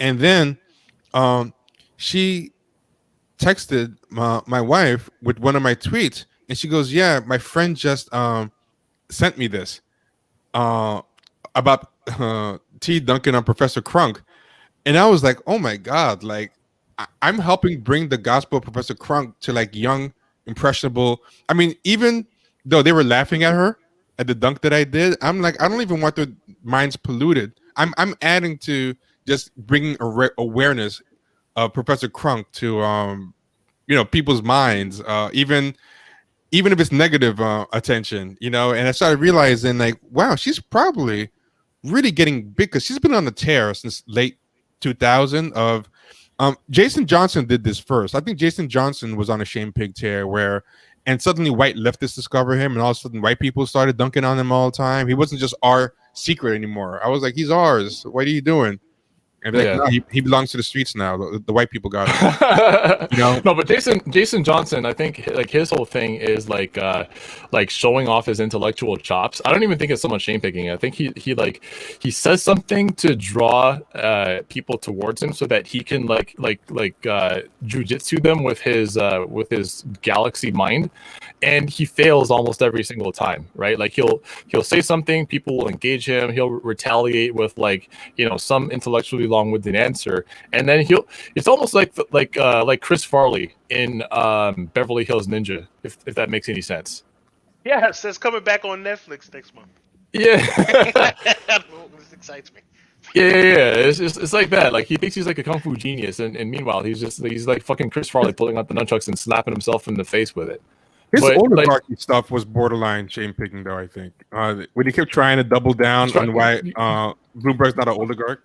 I think it was really just that he couldn't admit he was wrong. I think the one true shame pig, like the one person who's just like wakes up in the morning and is just like, yeah, I'm gonna get these tweets off today, and just like gets all of them, like gets every fucking angry tweet, like screen caps them, and then just like goes into the bathroom and buzzes one out. Like Brittany Cooper definitely does that.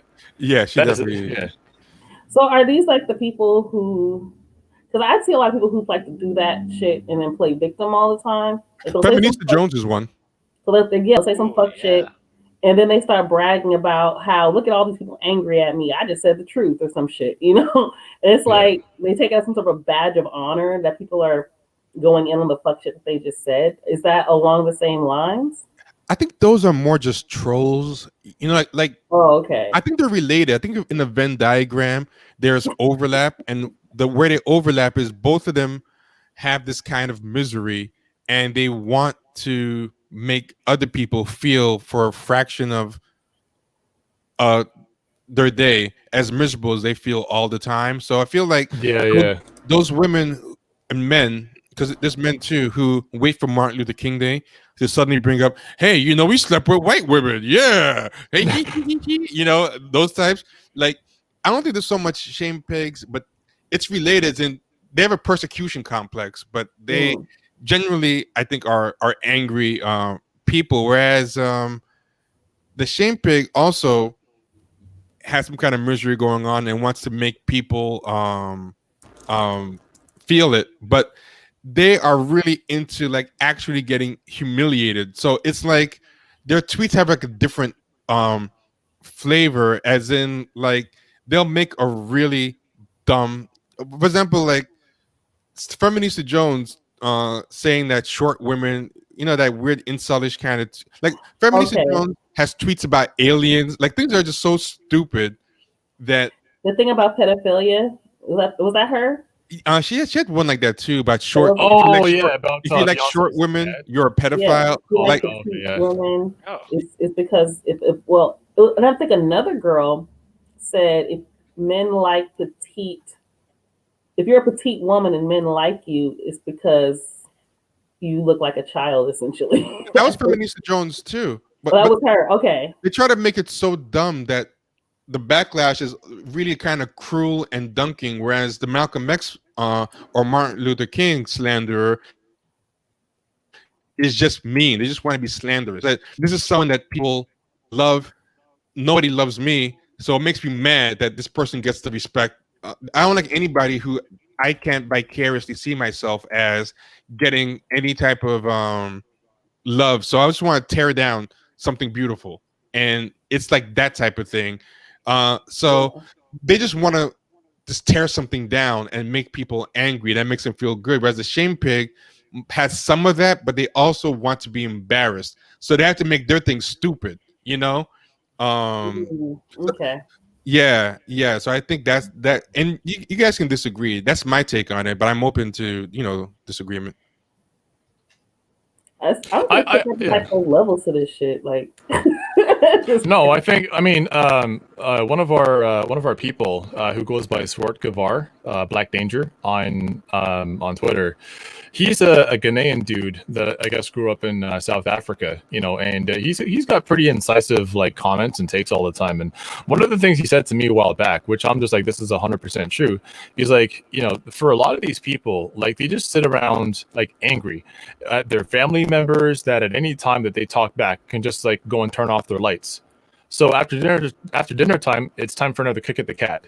And that's what they do. They just take all of their like pent up anger and frustration, their dissatisfaction in their personal lives, everything. They go find the thing that they know is going to piss people off the most and piss off a specific kind of person, and then hop on Twitter and proceed to go do that thing. And I think for a lot of folks that like have any respect for their ancestors, for their martyrs, for their forebears, it always has to do with like Martin Luther King, Malcolm X, and Frederick Douglass. There's always some sort of slander for Frantz Fanon on the timeline. There's always slander for like Huey P. Newton. There used to be slander for a little while up until I think white people started liking him for Kwame Ture. Because I remember back around like 2013, 2014, the one thing that you would always see about Kwame Ture on the timeline, and they would never use his name Kwame Ture, they'd always say Stokely Carmichael, was that comment that he made to SNCC when they were having a conversation about women in SNCC who wanted to have position. is prone. Yeah. When women were saying that, they're doing like administrative work, but they actually wanted to be doing like, field work. And, when he had the conversation with not just like with the women of SNCC, but like with all of SNCC, he made a little joke. It was like self-deprecating. Like it wasn't at the women of SNCC. It was at the way that SNCC was functioning and not giving like fair shrift to the women that wanted to be doing different kind of work. And so he says, the question has been asked, what is the position of women in SNCC? The position is prone. And people took that to mean that he's a sexist who does believe that women have no role except as like administrators and perhaps sexual objects, which was like, if you knew anything about Kwame Ture, you knew that he had an acerbic sense of humor. And the people that were at the meeting themselves were laughing about it. They said it was funny, and then they were able to move on from there. So all I'm going to say is that, like, they love going after these figures because they know it bothers us so much because we look up to these types and we want to be like them. We like their politics. Like we take inspiration from them, and they sign on a daily basis and just say ridiculous shit about them because they know that it hurts other people's feelings. And they only do Yeah. that because their feelings are so like frayed. That's how I feel about Jamel Hill sometimes. Like when she starts going in on black men, I be thinking like her husband had to have pissed her off or something. Because the shit don't be making no sense. It's like black men only want patriarchy. That's why they like Trump. But your mama like Trump. So Yeah, exactly. She says stuff like, "Is it me or are black men and black women just built different politically?" And then someone pointed out Oh, to her, Jamil, yeah. "Doesn't your mother?" Hold on, I just want to show something real quick. I'm gonna put Q's screen back on. Somebody put this thing. I thought it was a great example of weird memes that people are making. No. We both go by daddy. Yeah, I just wanted to put that on real quick. Can I show you this one here? Can I show you Sure, this one? sure. This one actually, this one pissed me off. Okay, cool. Which was, I'm putting yours back on the screen. There he goes.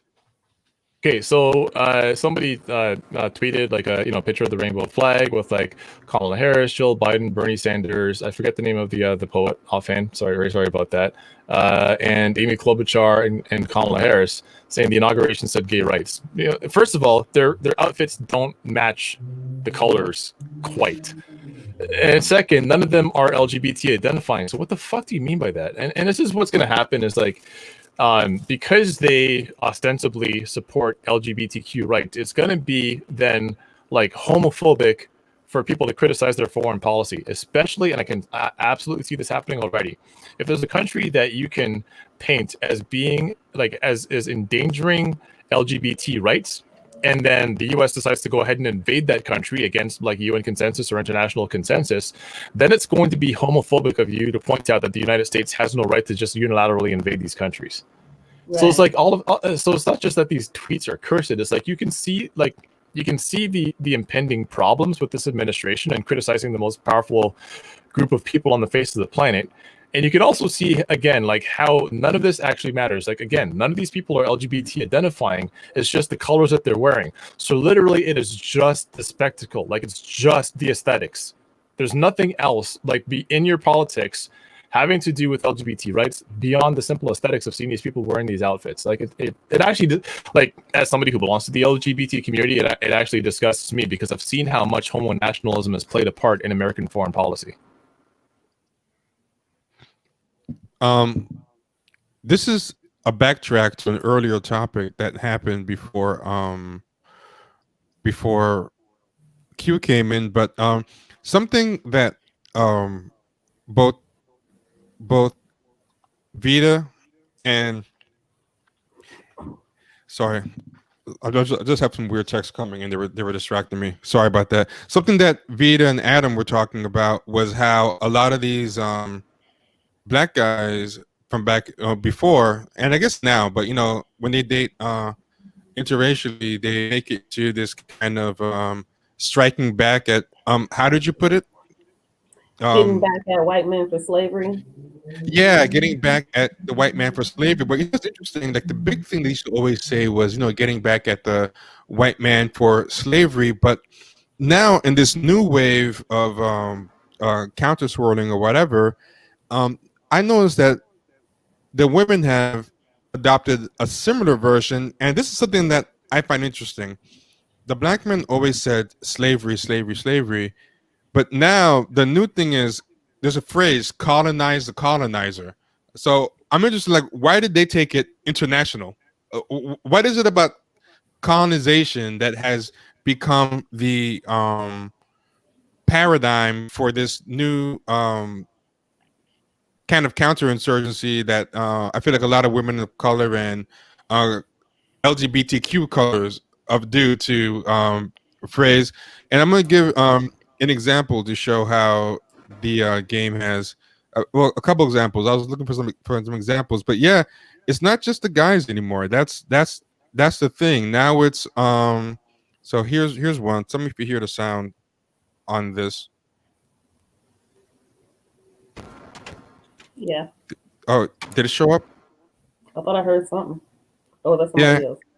It showed up, but it. Damn it! Hold. Oh, I see what you're trying to do. Oh yeah. Are you? I don't know what's happening. Hold on.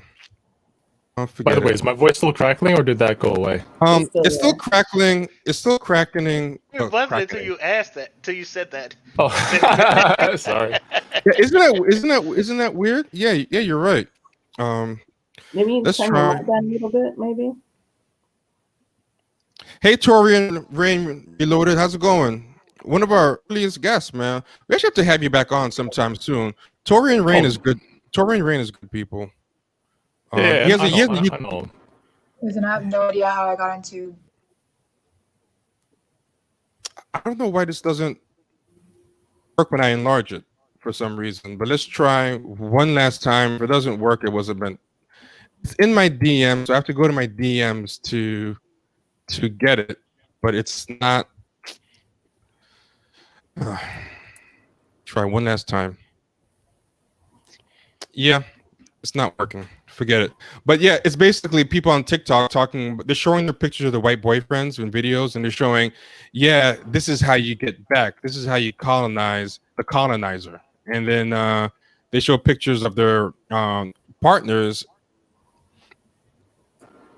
and they're doing it to like Rihanna songs and stuff like that. But sorry, I couldn't get it up. Us. I think I know what you mean. Like it used to be that there was an actual like genuine animosity or like antipathy, and now it's just like they're getting back by fucking these guys. Is that like what you're getting at? Yeah, that's the narrative that they're giving it. That oh, I'm gonna colonize the colonizer, and that's how I'm gonna do it. Colonizing that white dick. Yeah. Yeah. I'll just have to play in the so you can hear the audio. Oh, okay. I don't know if like once you have it in a DM, if it can actually like pop out. Unless you can maximize it.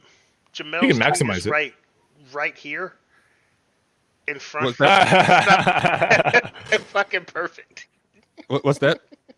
Jamel's tweet is right there. Stop all that coon shit. Isn't that great? Perfect. Okay, so I'm just gonna let it play in the DM because I asked her to give me an example. And she gave an example.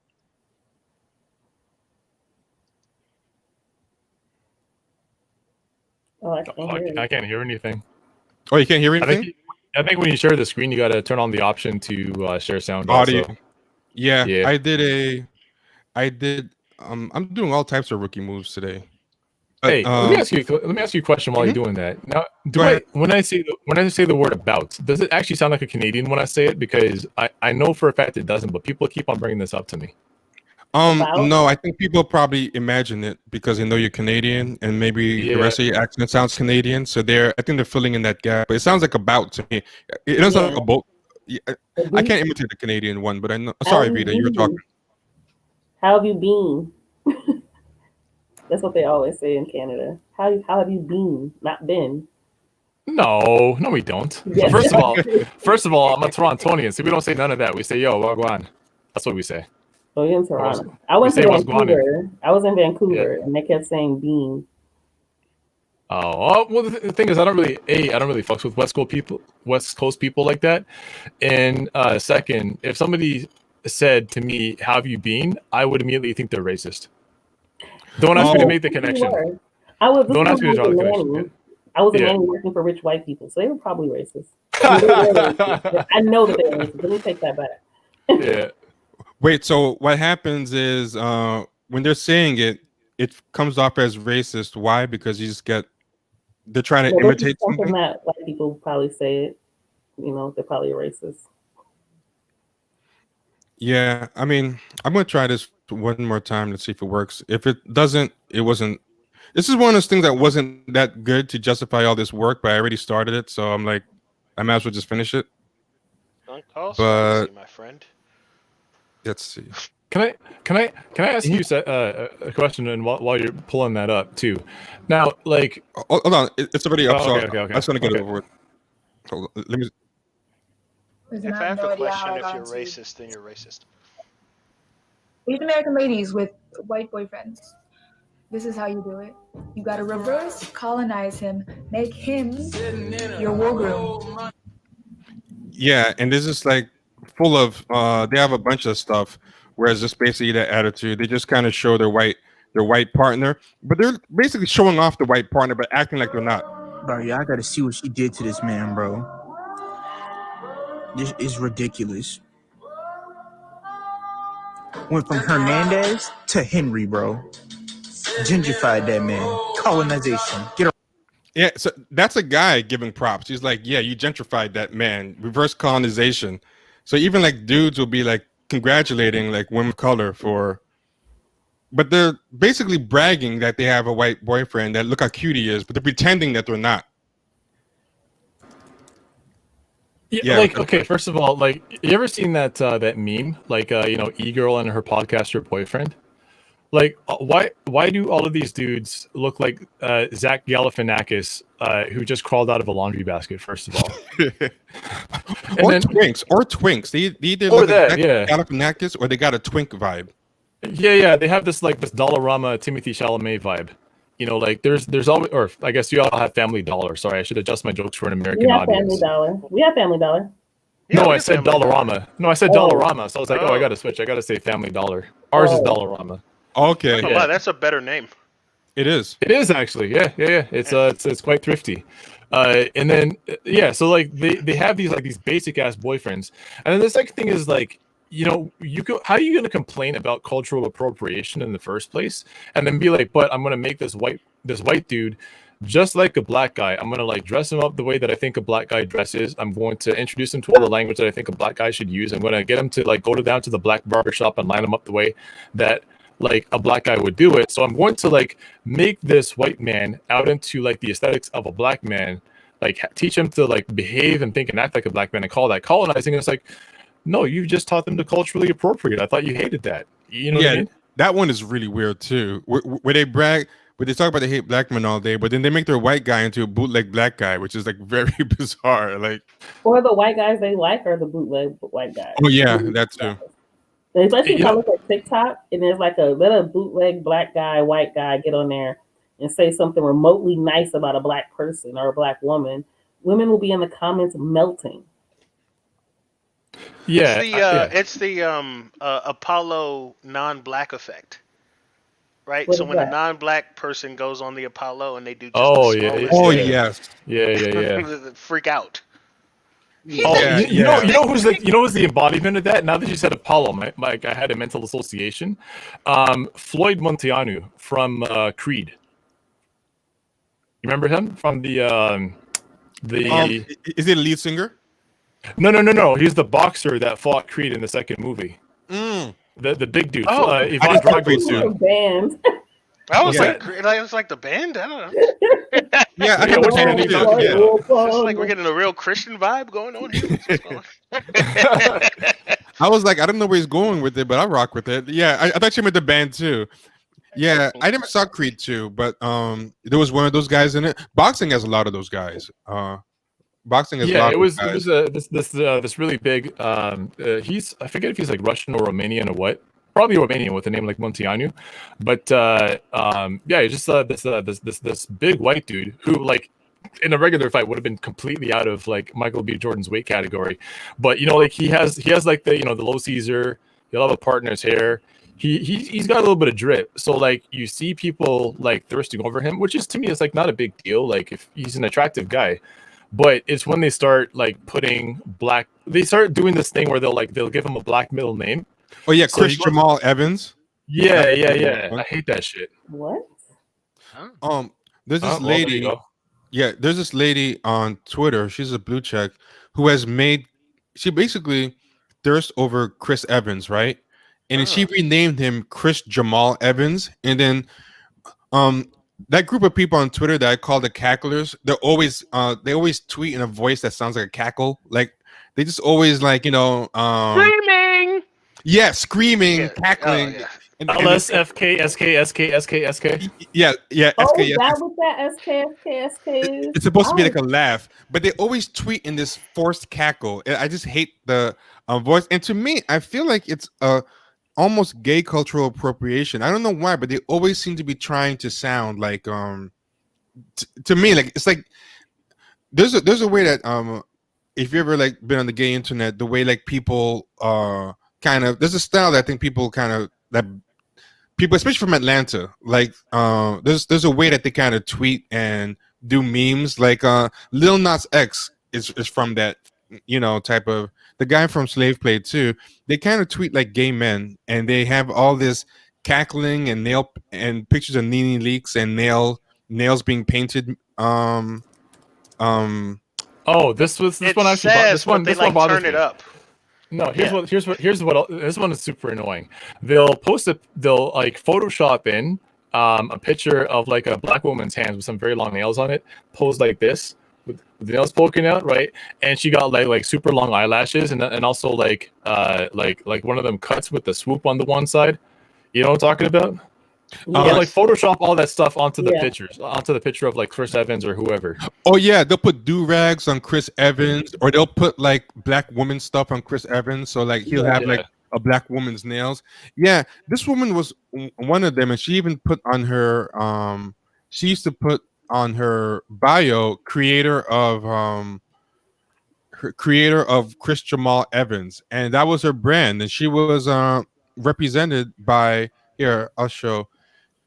So she put Nicole Bad and Blurty. I'm They already always tired. have like puns about like popular songs that talk about how nerdy or I'm already Yeah. tired. it's just it's yeah, it's a lot. First of all, And- Bad and Bougie, like how old is that song? Like 3-4 years old now? Well, how about Crunk? I mean, they're all of them. Professor Crunk. Professor Crunk is. It looks like she's backed off of the Chris Jamal Evans thing. I don't see it, but it used to be in her bio, and she's rep by this person who is a someone who works like in publishing, is a literary agent. And then when I clicked on her actual webpage, she was, if I remember correctly, working on a book about Chris Jamal Evans. So she made that into her whole. So if you look at her page here, it's the page is called this is her Oh. page. Oh my god. Oh my god, you made a page out of that? Oh. That's her personal page. If you click her author link, she made Proud of this? thirsting into Chris Evans her actual whole personality, and she's the one who came up with Chris Jamal Evans, and she compiled. Oh my all god, her- I found one about Joe Biden. I found one This on Joe is Biden. like Oh, okay. the female version of that the barbershop guy that worked on Warren's campaign. The one that has I have Fred a T. black Joseph. friend. Yeah, I have a Oh, black yeah. friend book. Oh no, not the black, yeah, not the black yeah. book, The barbershop guy? the satanic Airbnb guy. Oh no, Okay, but he same. had the Black Friend book. That's the Yeah, same person. yeah, same guy. Yeah. Same guy. Yeah, How you yeah. gonna be known Is for that all the three of same those guy things? who did the fake barbershop setup? Yeah. Yes. He's the Okay. same one that has the book about being the Black Friend, which is why. But yeah, she has a whole origin story to where the Chris. Like, it's not that interesting. She saves all her tweets. That's her whole thing, and I think even her book, she got a come literary agent. on. She got a I wish literary Chris agent. Evans would sue her. Oh yeah, she's getting a whole literary agent. Like, this is what it takes to get a book now. You can get a book based on thirsting for Chris Evans. Okay, so this is my thing though about those memes in particular though that you guys were just talking about before, where they paint the nails on and the eyelashes and they do like baby hair. I've seen all kinds of shit. The thing that pisses me off is I feel like it's low key a mock, like they're mocking like Black hood women? black girls. That's how I low key feel. I Like- agree. Oh, that's interesting. Before you got here, Vida, like me and T were talking about this type of woman, right? Like, and I think, like, their whole thing is making fun of the black women that would make fun of them in school, or like the black women that would like in the neighborhood that had some like had some stature, right? And they would be like the quote unquote nerdy person, and they wouldn't go to therapy. And this is their way of kind of like getting No, back. I feel that. In fact, if you look, that they're also the ones that always complain about people saying that they talk white or like white people shit, or so they go visit their cousins in the hood and try to imitate, which they would call ghetto. I think that's what makes me so mad about it. Is they would call us ghetto and it's just like complete classism, and then turn around and use it, especially right now, it's like in style. That's why I don't like Sweetie for the shit. And I try to support all black girls from Cali, and she's the same way. Like, it's become like a gimmick. Like, imitate black girls in the hood, put the fake baby hair and the gold teeth and the eyelashes and all the shit that y'all make fun of. When we have, colored hair and all types of shit, y'all was making fun of us. And now it's cool. You want to imitate it online, but then when it's time to like really support some real shit, you back to, oh, black women deserve luxury. They ain't about helping nobody. They ain't about fixing the hood. It's about black women deserve luxury. We deserve this, and we like, what the fuck? Oh, That's yeah. what you talk about. It's nothing but that typical bougie classist bullshit. It's the same shit. But they also don't mind co-opting because they know that the way they speak their language, they haven't created anything that makes them special. So if they just talk the way they normally talk, they're just white girls who look black. So they have no problem co-opting the hood image. But it's a good way to put it. I remember one time a white guy described hipsters to me and why he hated hipsters when hipsters first hit the scene, and he was like, he was a blue collar white guy, and he made a lot of sense. He said, I can't stand hipsters because they're a bunch of like middle class trust fund, boring white people who don't have any kind of swag. So they kind of take blue collar white swag. At the time it was trucker hats, but if you notice, they always take something lower class, whether it's like whether it's trucker hats, then they became lumberjacks. It was big beards. The hipster, there was something called normcore. They always take something from lower class whites because lower class whites have more kind of personality and swag. They might take stuff from country stuff where they'll make like these kind of country type bars or whatever. But he says the reason why they put a touch of irony on everything is so that they don't want to be mistaken they don't ever want to be actually mistaken. So like if they dress that way and then went to Walmart in the Midwest, the joke doesn't work, because now I get mistaken for the thing. You can't just go to Dress Barn, and so you have to put these little signifiers or little touches that signify that it's ironic, that don't actually mistake me for this guy. It's just the costume I'm wearing. I'm taking the swag, but I'm keeping enough distance. But also the place I'm doing it in also is a clue, and I feel like that's what these people do with black culture, and particularly like black women. They know they're in no danger. Even as they're appropriating it, they make sure they put little context clues to make sure you never actually mistake them for a girl for the hood. Yeah, so like that's what black woman comedy was. When I left comedy, that's a bit, and like you're seeing them all now. So like your Phoebe Robinsons, your what's the other shame pig? Tiffany Haddish. Not Tiffany Haddish. She's always saying something stupid. That wasn't really narrow it down, Ray bro. Sani. Oh yeah. Ray Sani. Yeah. Like these are the folks that were like, these were the black women that they were like putting on, like Jessica Williams, like that type of black woman that like basically embodies all of that. And like there's a bunch of them running around Brooklyn, screaming around Williamsburg. Oh yeah, there's a ton of them around. There's a ton of them around here where I live.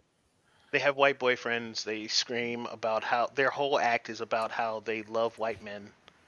And and that's who gets Q, you put up one. Jasmine Pierce is another one that was doing it when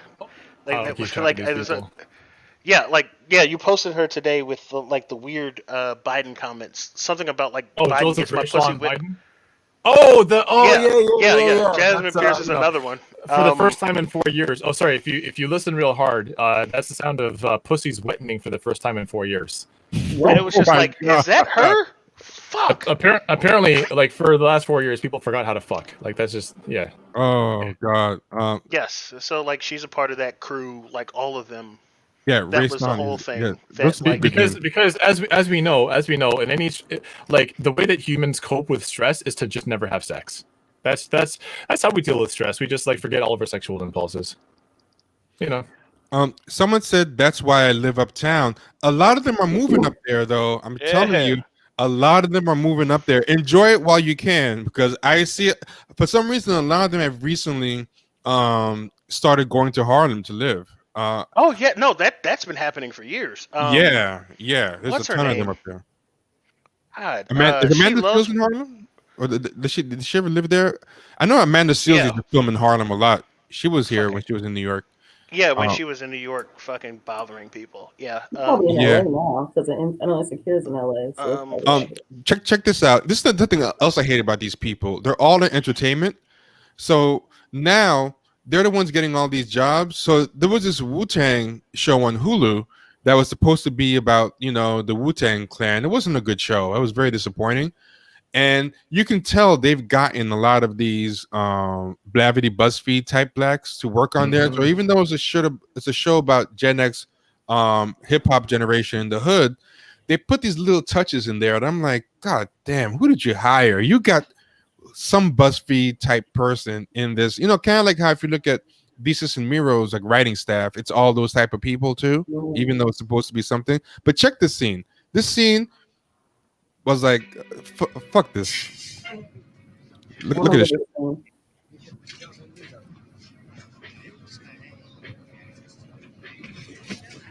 Hey y'all. Hey girl, I like this. Hey yo. Damn, y'all, who can find us out of that? You know you want to give me that number? Ain't nobody gonna give you shit. No, you gotta be like, Because numbers lead to fucking, and you ain't ready for all this. oh really? Why you just give me them digits so we can find out? Unless she's scared. Scared?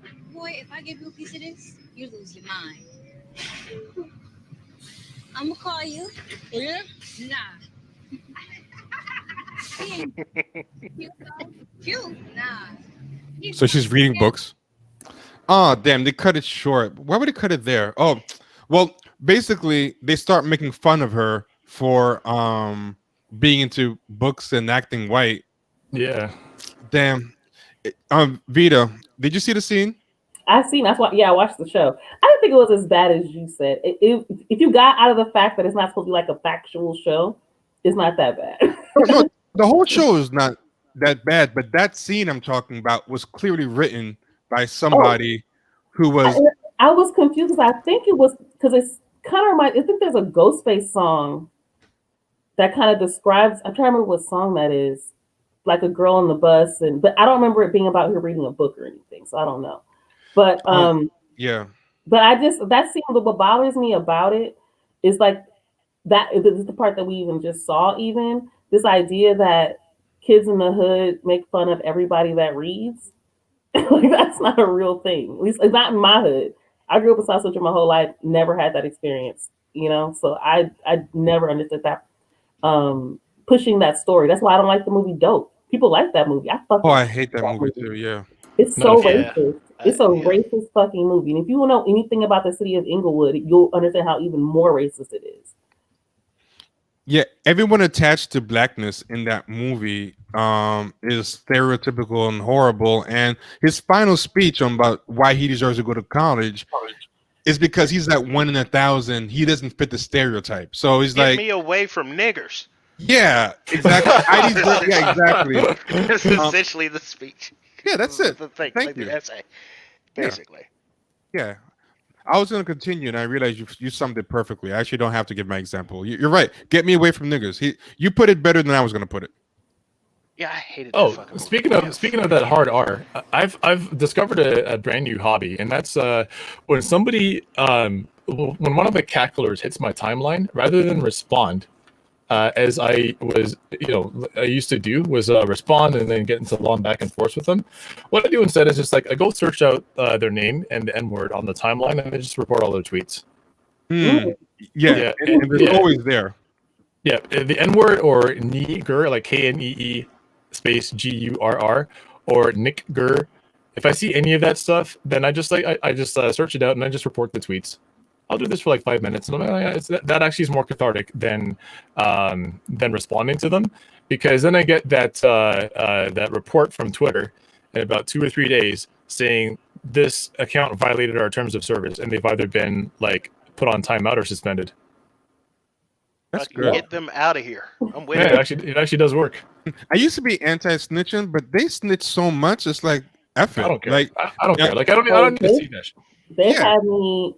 I'm gonna tell you, I've been banned so many fucking times. I hope that Lifestyle Media is a new account. Then I had to create another account after that, if you guys remember, because they just, I don't know. I feel like I don't say anything fucked up, at least too fucked up, and I just be getting banned. I'm like, how am I even getting banned for this? Yeah, I mean, they'll like come after, you know, the rest of our accounts when we like push back on stuff that you're supposed to push back on, like when they're talking about like, you know, black men are trash, or they'll talk about like, you know, this historic figure was problematic for such and such. They actually don't even use the word problematic anymore. They're just like, yeah, you know, MLK was out here fucking on white women, white prostitutes or whatever. They'll say that stuff. You know, when people like do They're just joking. Oh yeah, of course. Yeah, exactly. When you call them out and you show evidence, they're just joking. But you know, until that. What I hate about the just joking thing, and this is what makes them so dumb. Like, that's the other thing. These people, I don't know if they're actually dumb, or if they just think that we're dumb, so they don't have to bother to give a good excuse. But just joking only works if you don't mean what you're saying. So it's like if I say, hey, you're ugly, and then you're like, yo, that's not cool. Goes, oh no, I'm just joking. The implication is I don't think that you're ugly. You know, that's the implication. So if I say, oh man, you're so ugly, you know, you break every mirror that you pass by and whatever, and he's like, hey, I don't like that. Oh, I'm just joking. Oh, so you don't think I'm ugly? Oh no, I think you're ugly. I'm just making a joke out of it. How does that work? Like, so this is the thing. Somebody did that with them MLK shit. That girl was like, she said some shit like, I was joking with my friend about saying that MLK cheated. Then black men take that so personally. Yeah. Where's the joke in that? I mean, it's only I mean, even if it is a joke, do you believe that Martin Luther King said all those things? And she's like, well, yeah. So then what is making a joke? Basically, the only thing a joke adds to that is I was saying it to get laughs. That makes it even worse. Like, not only do I believe it, I want to make people laugh at it. Right. And the thing is, I know the thing is, until people try to say it was a joke, I say, you know how I know she's lying? Because I was going back and forth with this one girl, like I had no problem with it because I was killing her. And so somebody was like, well, she said in the first tweet she was joking. I said, there was no joke in that tweet. I said, and notice not one time when I said that, you know, you have no proof that he cheated, no time did she say, oh, I was just joking. I actually don't think he cheated. Not one time did she say that. Yeah, exactly. Because she was joking, but she was joking about something that she thought was true. The joke is that it's funny that these niggas ain't shit. That's the joke.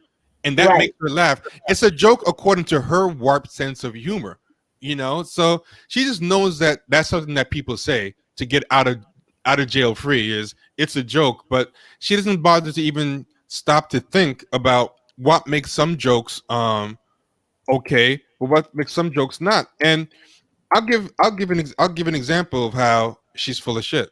This is the same girl, right? I forgot what her name was. I have it up. I'm gonna show this thing, right? Oh, okay. She wrote this earlier, in 2020. The quote unquote jokes about Meg being a man didn't start this year. And again, nothing is worse than accusing her of lying about being shot.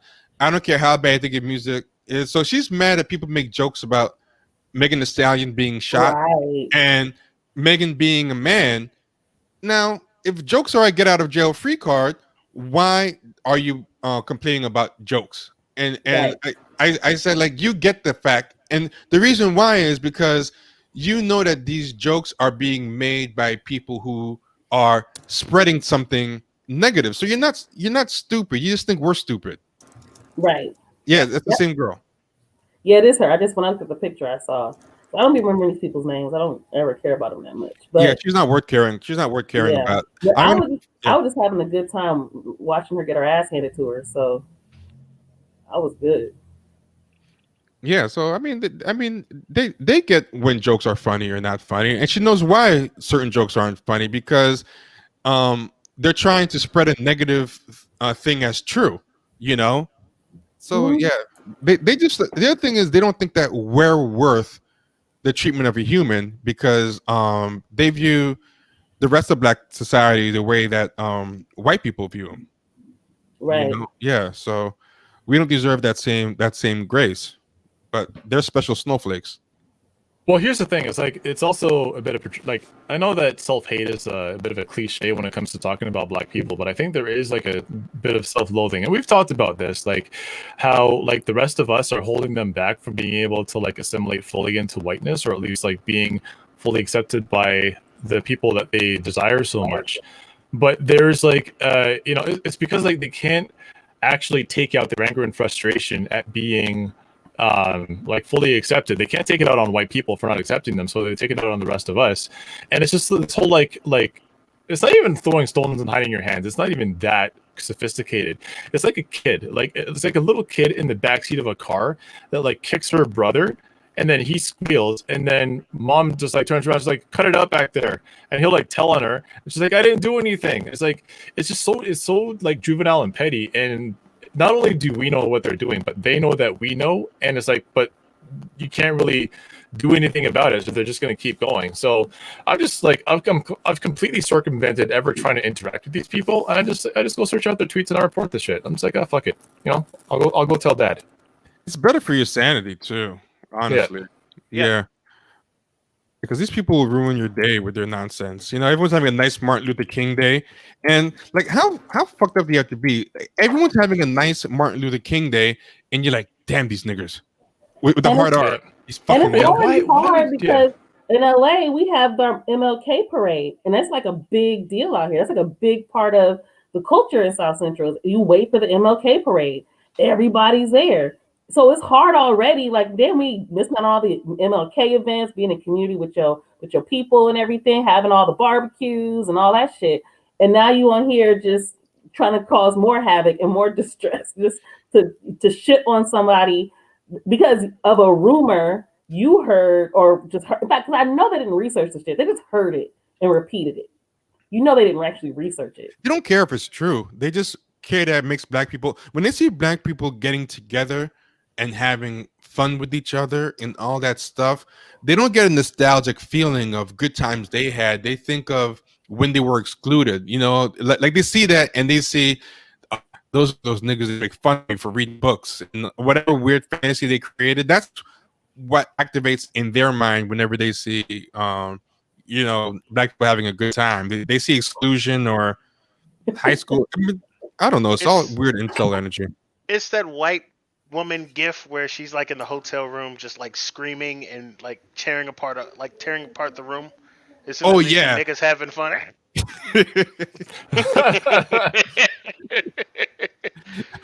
or looking out the window and shaking. Is that the same one where she's like getting all heated up? Yeah. The lady looking out, the white lady looking out the window and just like having a manic attack. Yeah. She must have saw niggas having fun. Or isn't there one with Squidward? Nigga, did I just catch you having fun? From the Boondocks. Yeah. Yeah, exactly. Or that SpongeBob and Squidward meme where like they're looking, Squidward is looking out the window, and it says the N word. Yeah. Wait, this the one where they're having, actually, you know what? I'm gonna pull it up. He has he's looking out the window. Yeah. Out of the blinds, and he sees other people outside having fun. Yeah, and he's just pissed off. That's how they feel when they see black people celebrating anything black. It just drives them nuts. They feel like they're being left out somehow. Which means they're actually black, not Blavity the Root. Yeah. yes, that's important, and you're absolutely. Your boy Michael Harriot out here. Oh, that guy is mad unfunny. I wish someone could just tell him he's not funny. He could give it up. Oh my god, who's that? Michael Harriot. He writes for. Oh, you know what he did? Duluth. He did write one. He did write one funny, like there was one funny thing that he did, and he talked about coming to the black church for the first time. Now, granted, it was a bit pandery, but it was actually funny, and actually I liked the guy for a little bit on because purpose. I'm gonna say that Yeah, you can hear yeah. that Wow. at the Inkwell in Brooklyn every fucking Friday night. Like, you know, it's not like it's like a standard I like was gonna say that black too. bit. Like even Gary Owens got a black church. Oh Lord, his black church Yeah, long. Like it's just like yeah, it's a lot of yeah. white comedians that pander to black audiences actually have that same joke. Yeah, I'll have to find it. And the thing is, now that I've just hyped it up, like I bet you if somebody finds it, they're not going to find it that funny. But the first time I read it, I was like, okay, this actually got a laugh out of me. Because you know what's good when people make jokes is like if you know how to like to throw a hook out there, right? And then there's this thing that in writing that we call a kicker. So like you'll write in like a reference or a word or something like that, and then at the end of the article you call it back. Like you find a way to reference the beginning of the article. That's called a kicker. And he wrote a really, really good kicker in that article. So I was like, oh shit, that was actually pretty talented. And I also liked some of his historical tweets, even though some of them were wildly ahistorical, but I liked that he would do that.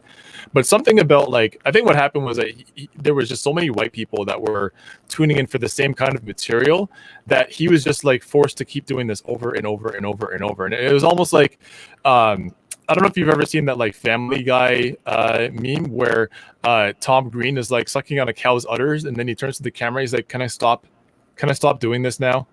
It was kind of like that. Like they just wanted the same thing out of him over and over.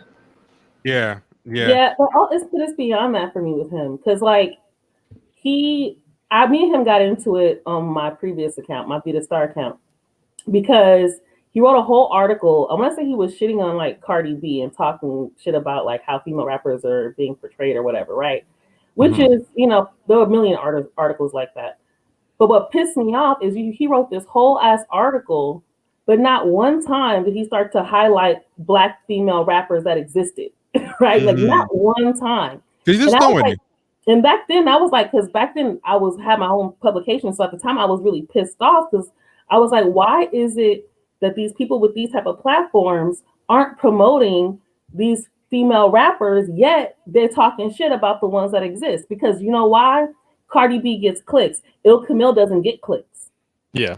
So that's the same thing with all these feminist websites. For Harriet was the same way before it changed to whatever it's doing now. But it's the same thing. Iggy Azalea was getting clicks. The Nitty Scott's not getting clicks. So they complain about Iggy Azalea 100 times in their publication, talk about how female rappers are, you know, pushed to the side for this white girl, but not one time do they actually feature the female rappers that they want to see? Women rap is going through a renaissance right now. There's so many amazing acts. Like if you want to highlight, and that was the thing that pissed me off too. Like, so I had searched Rhapsody and For Harriet at this because they had Iggy Azalea like 100 times in their headlines.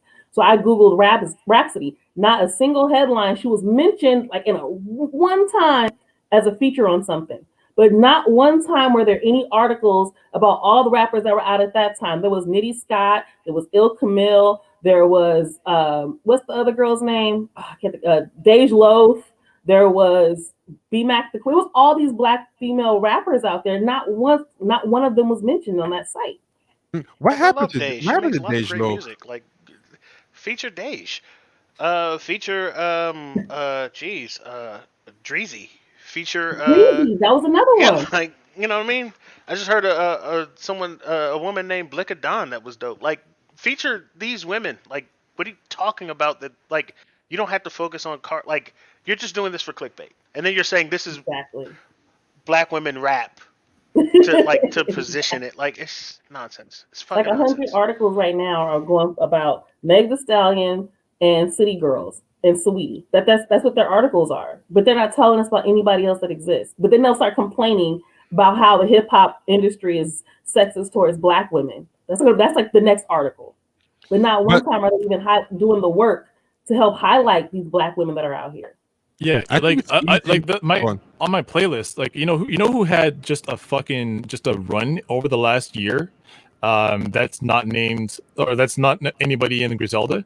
Is Che Noir. Have you listened to Che Noir? I heard about She's I so heard about fire. it because of you. I think you guys were talking about her on the timeline, or Rennie was, and that's how I found Yeah, about probably. Yeah, it's probably me and Ali. Like, we're big fans of hers, and it's like I find any opportunity to hail her up whatsoever. But I noticed that like none of these publications are talking about like like I get a lot of my rap news from Ali and Rennie, right? And the thing with a lot of these like people who complain about the rap industry not giving visibility or censoring so and so and so is that they go with the artists that they already know. So they go with the artists that are already famous and saying, well, why does this already famous rapper not have more awards, more accolades, yada yada yada? And they have like they just don't care about anybody who's new to that's trying to make it in the industry. Like I have a friend named Deja. She goes by Deja SB, and she actually she just got some visibility on Spotify. So like Yonge and Dundas Square, which is like Toronto's Times Square, there's a big ass billboard with DJ SB on there, and apparently like Kid Cudi is a fan of hers, And if you listen to her music, like I don't normally like happy music. I like very angry, negative music, but she actually made me like happy music. You So hate there's R&B. I hate R&B. I don't like R&B. I don't understand. I don't understand R&B. I really don't. I don't understand the appeal. But DJ, What? I don't. Wait, I don't.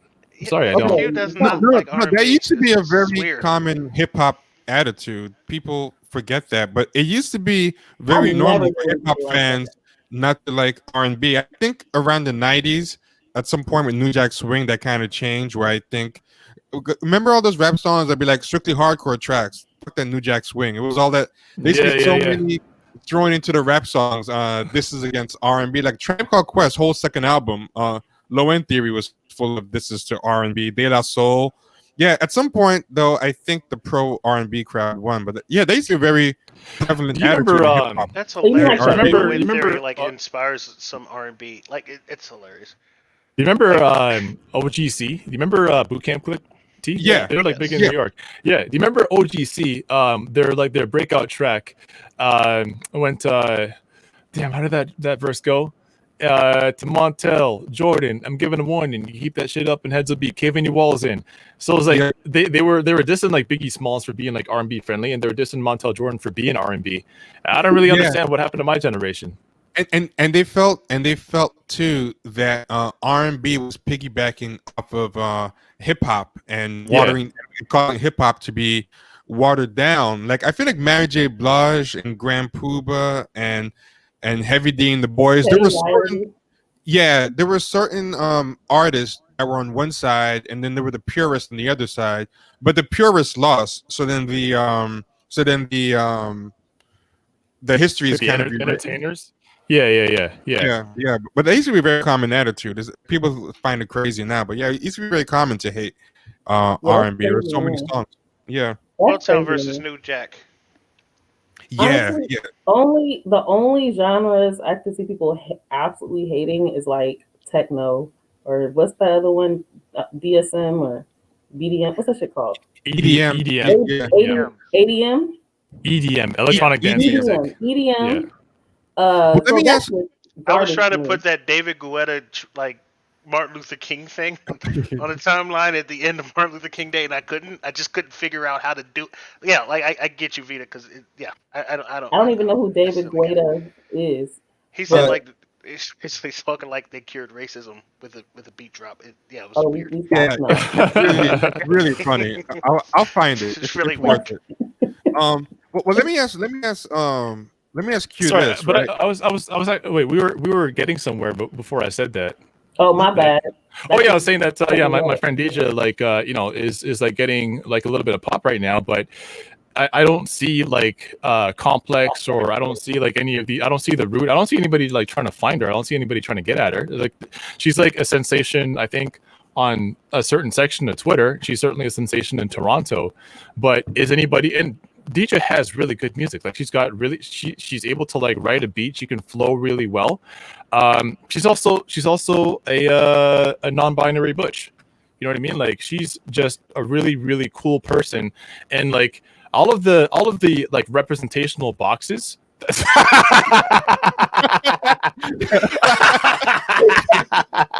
That's a deep.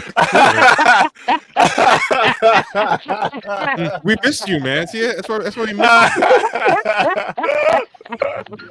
Oh shit! No, but I was just trying to say, like, if you're looking for like representation, like DJ like takes all of the representational boxes, and then yet like people still sleeping on the act. So I just like, what do you want? Do you actually want people to succeed? Do you actually want representation, or do you just want to complain? I think you just want to complain. That's the brand, to complain. Justin F, I completely disagree. Detroit house and techno is awful as hell too. I hate all of it. It's all horrible. Oh man, no, I love Midwest house, is big on I hate techno. all of it. All of it is garbage to me. Like I black like techno, I and like then like there's Jersey Club and Baltimore Club. I like Jersey Club. I like Jersey Club. I'm like, turn that shit off. I hate it. I like house and techno more than I like New Jack Swing. I hate New Jack Swing. I mean, I love New Jack Swing. I can get a little nostalgic now. I hate New Jack Swing. It always sounded so cheap. Like it would sound like it was done on a cheap Casio. I mean, it got better as time went on. But okay, maybe that's probably true. It's kind of fun, like listening. I mean, but like all new types. Like all new, like even reggae music, like when reggae music went from like band music to DJ music in the 1980s, it all like literally the most popular reggae beat ever, the Sling Tang rhythm, was made on a Casio. Like but I'm very hypocritical when it comes to that because I find that okay. I can't explain why. It's probably pure hypocrisy. but it is. You know why I think it bothers me? Because I feel like when it's like hip hop or reggae and stuff. And they're going into this new thing, I can kind of understand it, but I feel like, because this was going to ask you, did you hate all R&B or just hate the New Jack Swing? Because I love old school soul music. I love the instrumentality, the layering, like the Sounds of Philadelphia and all that stuff. And I felt like New Jack Swing was saying why Go-Go is the best music, by the way. Go ahead. You want to know something wild? Is actually, I don't like the old soul music, but I like New Jack Swing. Oh, that's terrible. Hey, I'm not. You know what it is. You know what it is. You know what? No, you know what it is though. You know what it is. It's because I'm a dancer. Like, cause I used to like break dance up until like my early 30s, right? So being New Jack Swing is really easy to dance to. But I know. Hip hop to break dance. Like, come on. No. The thing is, a lot of that 90s hip hop you couldn't actually break dance to. Like, it had to be specifically for that. Like, you had to go search. You had to go digging in crates to find music that you could break dance to. You couldn't fucking break dance to Wu-Tang Clan, bro. You couldn't do it. That's true. Like, it had to have like a steady rhythm. I'm sorry, just watching somebody trying to like break dance, like in my head to Teddy Riley, to protect their neck. I don't know, like it's just like it's just weird. Everybody just looks at him. No, but it's not just breaking though. It's also just like regular ass like dancing. So like, yeah, like we actually would just like hit up clubs and like do performances and whatnot. And it was really easy to dance to New Jack Swing. Now I didn't necessarily really like the music, but I found it just vibed really well. But I do what you're saying about how it sounds cheap now. Like I was just thinking about it, like the instrumentation of it. You're right, because it becomes way more synthesized. So the guitars aren't guitars like in the R&B, right? And technology wasn't to where it could sound like a guitar. Like now I can't tell sometimes if it's a real guitar or not. I have to like listen for the guitarists to move their fingers. You know that little chip noise. If I don't hear that's the way I know, because the sound is so. It's so good now. But at the time, but I do think there was a lot of that keyboard, that Casio keyboard sound. I got to really think about it. And I was thinking about like, what's that song? Motown Philly. Motown Philly's like that. You know? Yeah. Like 80s funk soul is like that. Like, like when they were kind of trying to figure out. Right. Yeah, like a lot of Casios getting broken out for, and then This is. I just want Vida to see this since you never saw it. This is what Adam was talking about. Okay. At home. The world is going through difficult times, and America too, actually. So last night, I knew we were going to. This is the start of the pandemic. This is last Martin Luther King Day. I made a special record. So this record kicked us off. Was it MLK Day? Yep. In honor of George Floyd. God. No, it couldn't have been because he said George Floyd. With George Floyd. Unity and more peace. When already things are so difficult. You're right. So, shout out to his family. Shout out to his family. Here we go. What is he doing? Get ready. So even though we face difficulties of today and tomorrow, I still have a dream. It is a dream rooted in The beat drop. I have a dream. This drop killed racism.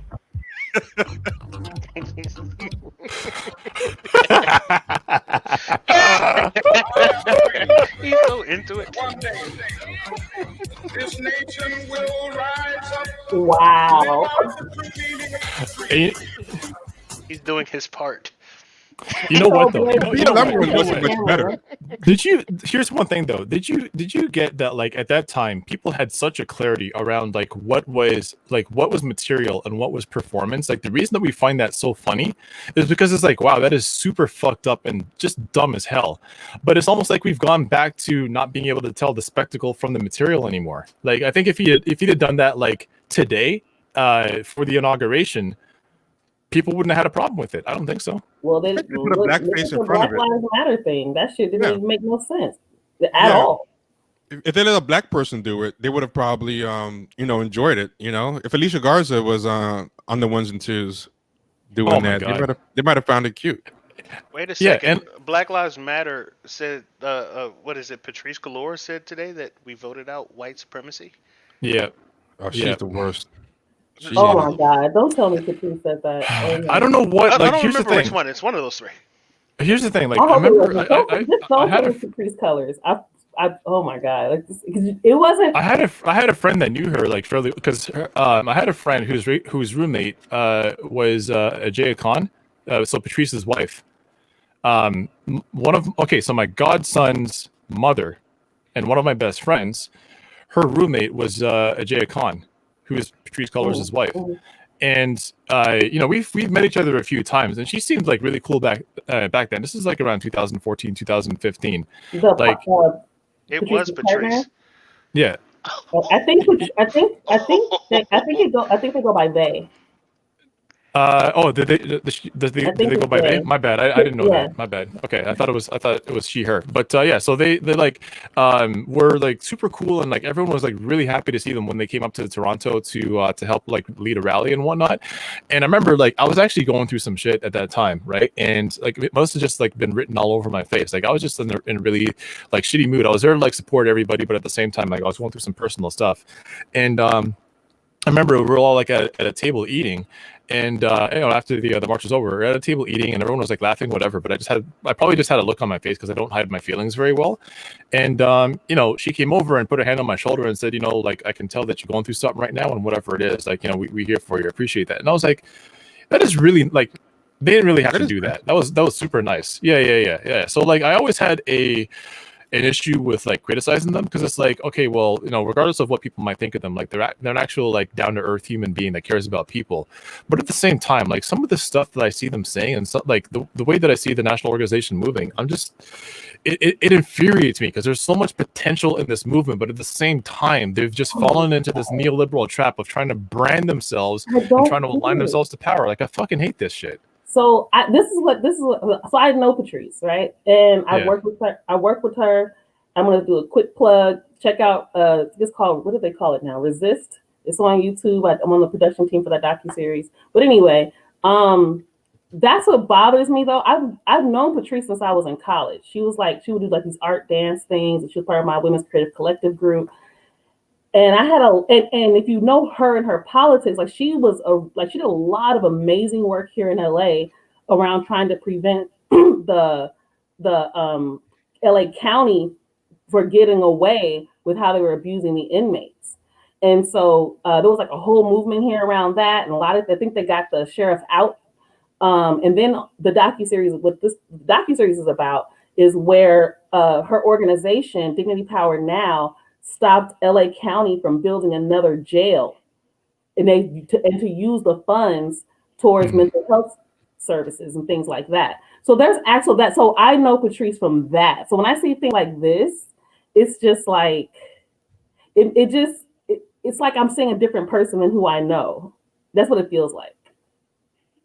Yeah, like, and I always feel so conflicted ever, like, and when people like badmouth them and call them a sellout and whatever, like, on the one hand, some of the stuff that they be like tweeting and that some of the stuff that the national BLM chapter does, or the global BLM chapter does, is to me, it's just like, it's egregious. But at the same time, there's like a part of me that's just like, nah, like that's not who they are. But it's also like, intent versus impact. How do you weigh the two?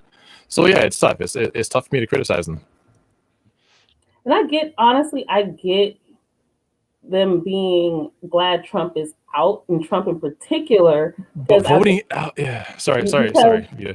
But I understand why. But I can see being happy about that, because I think Trump put them on, or is the one that put them on the terrorist list.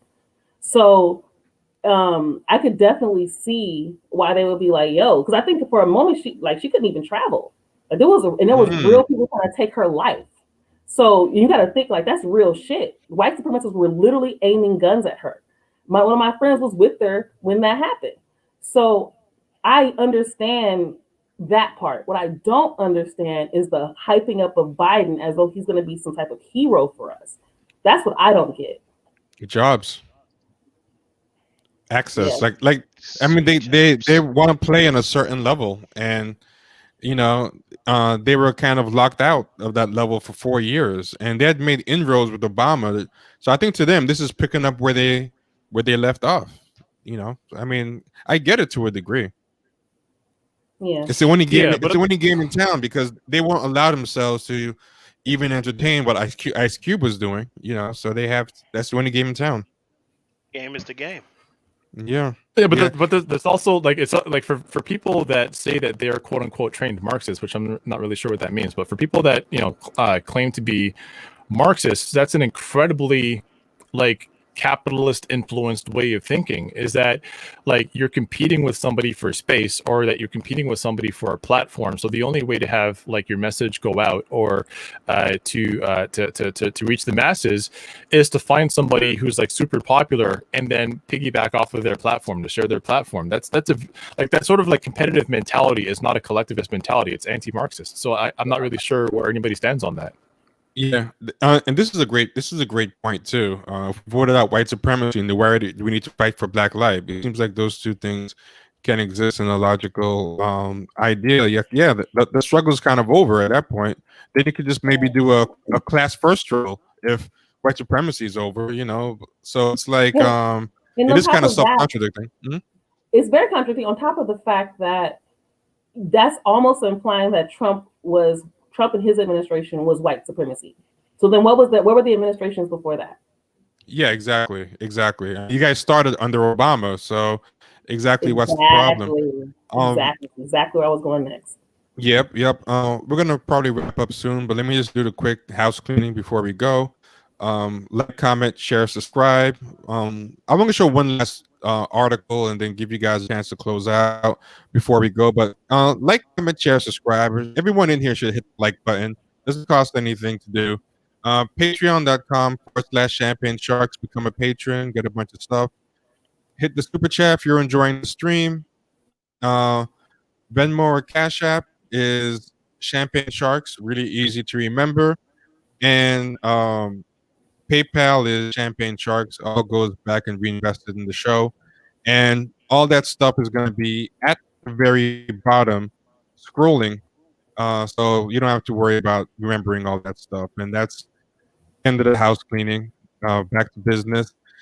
We've been talking about a lot of bad writing that gets out there and stuff, but we should talk about good writing too. A lot of us, it's easy to just always focus on the bad. So I want to show just something good. Can I just go ahead? By all means, I was gonna shout out one thing, and I actually was thinking, I've been thinking about this a lot lately. I'm not really sure why, but when I talked to my boy David Slavic, he's been going through the same thing, and that's that, like, we're coming up on because I think it was the 13th that he passed, but I think we're coming up on about 6 months since Michael Brooks passed. Oh yeah, and rest in power. And I think about this a lot. Is like, how would you have responded to the current moment, and how do people need to respond to the current moment? And I remember he would say one thing a lot, and that's be ruthless with systems and be kind to people. And I wonder, like, as you bring up that we should look for articles that we like rather than just dunking on articles that we don't like and dunking on takes that we don't like. I think it's also going to be really important over the next 4 years for people that I'm not sure where everybody else here falls in terms of their political leanings, but I think I'm comfortable saying that we're all somewhere on the left. And I think what's going to be important is to find ways. Wait! This is a leftist show. Shut up. Adam, get out of here. You literally critique capitalism in our group chats. Yes, we do. No, I think what's really important is to, like, for people that are gonna, like, as the conditions worsen and the contradictions heighten, not to get too like theoretical here, but like as people see their friends and family sick and pass away because we're still waiting for vaccines and still trying to look for work, and like as things don't become magically resolved, I think there's going to be a lot of people who are looking for some sort of alternative to the status quo, and I think like a lot of the left is so heavily wrapped up in just like dunking on bad shit. And I think that was a bit of a coping mechanism because like you had America elected a fucking jester and a white supremacist to the presidency. And it's like, there's one of two ways to cope with that. Either you try to like act like you're resisting any of this, as the liberals did. You organize to fight it, as a lot of the the local neighborhood organizers and the Marxists and the pro-black people did, or you just get completely fucking joker-fied and then just act like none of this matters because you're just waiting for the end of the world. And I think a lot of the left has got so indulgent in that sort of doomer pilled mentality and just like laughing at all the terrible takes that liberals come out with and all the dumb shit that conservatives say, that it's like, what environment are you going to bring people who are interested in left politics into? Like, you can help them understand the contradictions of capitalism, and you can help them understand that there are alternatives that don't simply involve capitalism or worse capitalism. There's also like, if social democracy is your cup of tea, or democratic socialism, or full out like socialism or communism or anarchism or whatever, I think it's super important to like create good spaces for people to be walking into, and not just like this endless sectarian warfare and dunking on each other. Because it's like, who wants to be a part of that? You know what I mean? Some people do want to be part of it, though. Some people, that's kind of the problem. Is when Bill Fletcher came on the show, he made a pretty good point where he was like, I asked him, what's the biggest regret you have from your Black Panther or early activism days, that if you can go back to young you and give advice? And he said one of the biggest problems was that I didn't realize how, for a lot of people, activist space is a place to hide their emotional disturbance or their personal issues or whatever. Like, a lot of these people are like mentally or emotionally disturbed, and they use activism space as a place to trauma bond with people and kind of indulge in their trauma or hide their craziness, or find some kind of pseudo community. And he's like, you can't just throw those people away. I'm not saying to if anybody is not neurotypical or whatever, you just throw them out. But you have to be conscious that these people are here because they've got some issues, and if you let them go unchecked, they're going to some people you can't help. Some people you actually do just have to like say, no, you're just too messed up to be in here.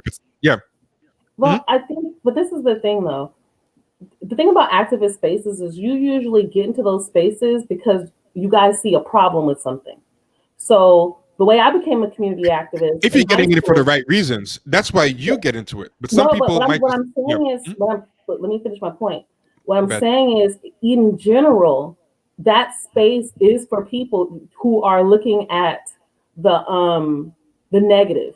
They are looking at the negative, and they're looking for other people who can see the negative that other people are clearly not seeing. Because what gets you riled up in activism is seeing that there's a problem. So we also, like, when I became an activist, someone came to my class and they started talking about how, look at how fucked up our school is. Look at the falling ceiling tiles, and look at this and look at that, and look at how fucked up our teachers treat us and all this shit. And then I said, that's all the shit I was saying. And I had nowhere to go. I had no space to be in. So I think I agree with Q in that definitely to have a space that's built off of more than just what's wrong and what's negative and dunking on people and all of that. And at the same time, understanding, and to your point, T, understanding these are people who have been traumatized and in pain. And that's usually what starts you into those kind of spaces. So even so, as far as like people who might be mentally disturbed, I could say I was. And that's probably why I stayed so long in the organizations that I did, because that was my safe haven. I was getting abused at home as a kid. They were beating my ass. And I was in a cult, raised in a cult, right? So I had my space was my activist space. Those people are still my friends till this day, right? So I think the important part is not just to talk about the negative, which is what draws people there, but once people are there, how do we become a space of healing? How do we be a space so we can create collective action? If we're not in a space of healing, what happens is you continue to operate in that survival mode. And a lot of our people that watch our show, know I talk about this all the time. And when we're operating in survival mode, we're not thinking long term. We don't even have the ability to think long term because we're trying to survive. So the way these activist spaces, in my opinion, are going to be able to accommodate the fact that everybody's not neurotypical, or the fact that we have to have something there, people to come to and grow into and grow from, and that's going to create the strategies for the collective action. Yeah, I think it's the F. Scott Fitzgerald thing, right? Like the ability to hold two thoughts at the same time. Right? Like there are going to be people that are not neurotypical who find these spaces, but also when they are in these spaces, there's an opportunity to connect, build, and grow with them, right? Not all of them are going to fit into that spot, and so like, the Black Panthers, of course, are a perfect example of this. Like a whole bunch of like washouts because like they were looking for something, but for those that stuck, right, there was something that they could grow and build with, and there was space for education. Yes. That was the other thing. And they thought macro and micro. We feed the kids today, we still have to think long term. I think also some people get into the macro to disguise a micro need. Like I think some people, they don't really want or really care really about the big picture. They're looking to fill some kind of internal void, which is, it's not bad to fill that internal void, but not to derail the whole. I mean, if Q's been on Clubhouse and seen these rooms where these people just basically sit in the rooms and just trauma bond with each other for like 4, 5, 6 hours. And group therapy is a good thing if you have a responsible leader to keep people from, because you can't just go from 0 to 100 into just trauma in your first day of therapy, or somebody has to be there to kind of walk you through it or keep you from re-traumatizing yourself. And we'll be in these rooms and people, yeah, exactly. It's like DMT or something. If you don't do it unsupervised, you can like. And so we see these people who will just be sitting in rooms like for hours on end talking about violence, abuse, violence. They use the word violence for everything. The way you spoke to me was violence, and this is how I feel. And they're like emotionally vomiting at each other. And I'm like, from the audience, I'm feeling traumatized. I'm like, who's the adult in the speaker section that's going to like tell people, wait, you need to calm down. It's not constructive. Like, for example, when you were doing that ADOS versus leftist versus diaspora room, Q, the way you were moderating it wasn't versus. It was like let's find a unity of purpose. No, yeah, that was the goal, but people kept trying to make it into a versus room. Yeah. When it got too far into the venting, you'd always be like, okay, stop. That's not going to do anything. You know, like that's just messiness. But a lot of these people, they just like their love language is messy. That's to them. That's how they express love. That's how they bond. Their love language is drama and abrasive messiness. And I think a lot of people in movements, when they see that drama and abrasive messiness and whatever, they think this person's a good crash test dummy. This person is passion. They mistake that for a passion that they can weaponize against like enemies. But the problem with those people whose love language is messiness and abrasiveness and drama is when there's no enemy to weaponize them against, they're gonna turn that to the other people in the organization. But for the record, that behavior is a trauma response. It's literally a trauma response. Right. So that's why the space has to also be for healing. And again, not every space is going to be for everybody, right? Some people it's just not going to be the space for them. The thing about people who like drama if there's no drama there, they're going to leave anyway. Or they'll generate Yeah. it. Or they'll generate it. But yeah, They'll I was try. going to say what those. Yeah. As a matter of fact, I was actually just going to get into that because like we've been saying the word trauma bond, but that's actually not how that. So trauma bonding is when an abuser, like when somebody who's been abused starts to develop like feelings of affection. Like it's another way in a way of saying like Stockholm syndrome, where like the abuse that you go through like starts to make you develop deep feelings for the person that's abused you, and that's where like people who go into like from dysfunctional relationship to dysfunctional relationship start thinking that like being abused is just a normal part of the relationship. So the trauma bonding is like the bonding over like the abuse that's been done to you. But where I think where this kind of falls on the spectrum is codependence, where like you just feed off of each other's emotions to the extent that like if you aren't being fed that messiness, like if you're not getting that from other people in the room, like as T said, you're going to start generating it yourself. And it doesn't matter whether or not people in the room or people like online or wherever want to be around that. They create the mess because that's just what comes natural to them, because that's how they engage in relationships. Oh yeah, but the reason why I still call it trauma bonding is I think even under your definition, like there was that one room in Clubhouse we were just watching together one time when they just kept yelling at each other. They're actually, I'm not saying they're both being abused at the same time and they bond with each other. I mean, they actually take turns abusing each other in the room. Yeah, By that's like, true. That is true. Yeah. this is your turn to vent at me. Tell me everything that I did that you thought was violence. Then I'm going to turn around and tell you. So that's what I mean. Like, I think it still fits your definition in that they're taking turns abusing each other. And then afterwards they'll say, well, this made us stronger. And it's like, yeah, it made you stronger, not because you actually holistically worked through a problem and synthesized a real solution, but you guys bonded over, abusing each other. Yeah, exactly. And I think they kind of, and that kind of goes back to your point about the shame pigs who like post all that weird stuff online and then get yelled at for it. Oh, the Hotep's mad at this one, and it's like it's because like you need to have that in your life to affirm that like this is normal. Like this is normal to hear that kind of stuff from black men. This is normal to hear this kind of stuff from like from black women that you're afraid of. Like it's almost like if they don't get that and it doesn't validate their worldview as to like how it is, then there's something wrong with them. It's just really weird.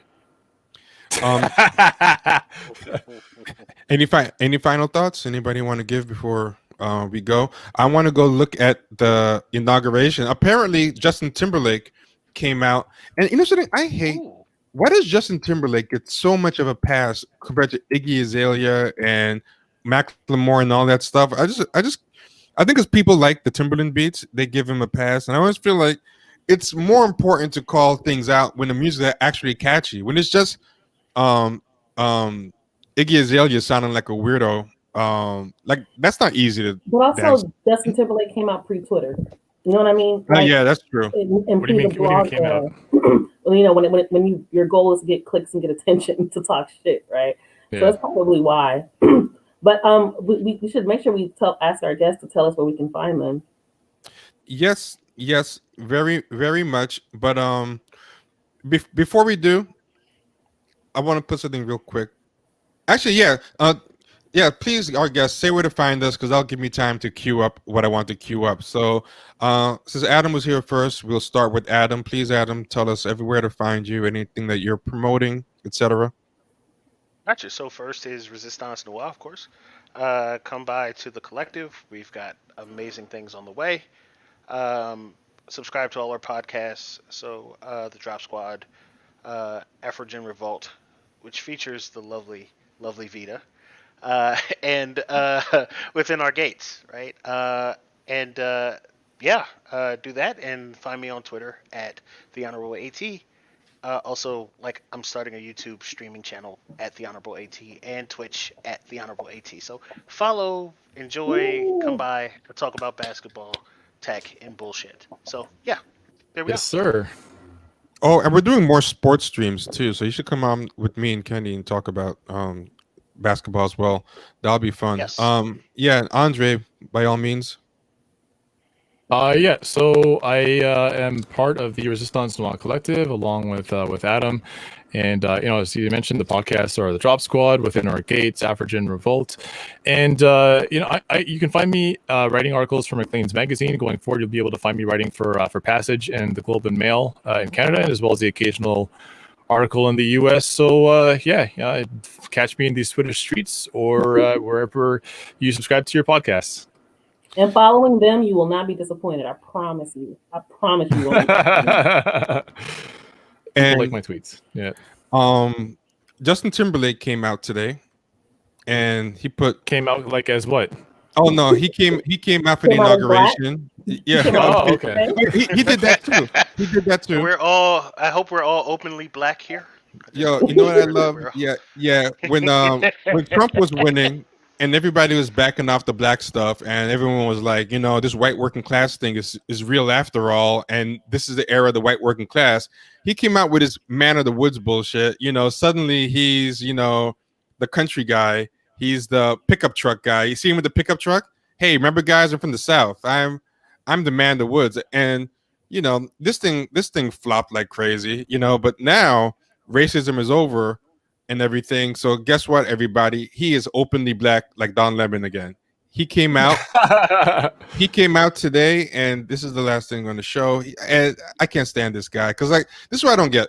Why is it so bad when you remember when Katy Perry came out with all those Asian geisha girls, and everyone got mad? Yeah. And Justin Timberlake, his whole career has been coming out with a bunch of juke joint black guys behind him every time he goes on stage. And that's normal. But I think because of Elvis and all that time, it's very normal. So we don't think of it the same way we think of Katy Perry or Gwen Stefani with the Asian girls behind. But look at this bullshit and all the signifiers. I'm going to keep the volume low because I don't want the YouTube thing to catch me. But he did this about an hour ago. So all the black signifying. Oh boy. Black people celebrating America is always going to bother me. Yeah, but also, why not just I'm sharing the wrong. Am I sharing the wrong tab? What happened? Okay, I don't know what happened. Timberlake and Art or Aunt Clemens or. Okay, there we go. It's back. I don't know what happened there. Oh, wait, now it's not sharing it, right? No. I'm a hot mess. Okay, hold on. Yeah, this is my first day. This is my first day streaming, everybody. Yeah. I'm like, you're usually way smoother. I know, man. I think because racism is over, I don't know how to act anymore. I don't have to be excellent anymore. I can just be mediocre because now racism is over. Here we go.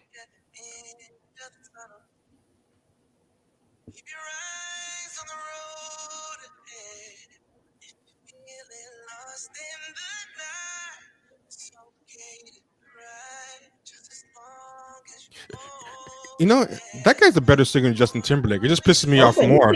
Yeah, I fuck with Aunt Clemens. He dope. He's singing his ass off. I like him. In a just world, he should be the main guy here and not Justin Timberlake.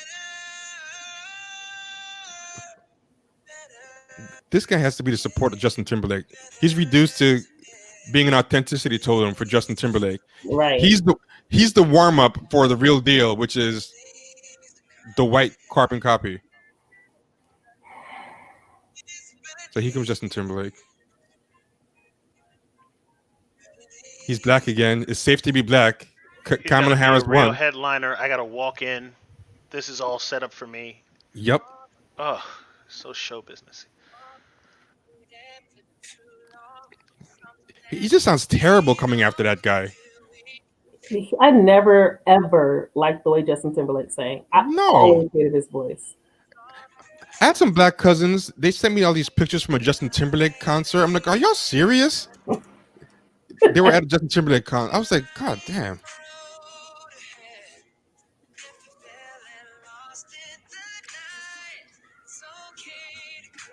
But yeah, why is everyone there black? I hate that. They're just ornaments. Yeah, like Justin Timberlake has long loved the black aesthetic to Yeah, show how Solid except acts. except for the What was 4 years his Trump solo won. brand? Remember when he went solo? The very first music video, Yeah. the love interest was a black girl. All Yep. like it was very all this shit is like the whole But check Jack, branding this is thing. check where Memphis. they are. Ugh. They're in Stax Records, Oh Yeah, this wow, is Memphis. Ugh. Memphis. wow, He's from Ugh. Memphis, but he tied himself to the the Stax stats. Records. Yeah, he wasn't down there. Like, stop. Yeah, That's the yeah, hood where Stax Records is. You weren't down there. Stop. yeah. He's tying himself into that tradition. Like, so you were the man in the woods like a couple of years ago with pickup trucks and sheepskin coats and hunting stuff and whatever, and now you're basically white chocolate again. Like get the fuck, like, how does this guy get such a pass? Like, the way if Iggy Azalea came out today, Twitter would be lit up, and I'm sure no one's talking about this. It's so patronizing. Yeah, this makes my stomach hurt. Biden Harris on like this. The community where Stax Records is and that museum has been completely ignored by neoliberal policy. It's it's really disgusting watching this. Yeah, it totally is. It's so cynical and like mercenary. The few times he has tried to talk about black issues, it's always been finger wagging at black people and whatever. Like, he's kind of proven that he is that tone deaf white liberal and whatever.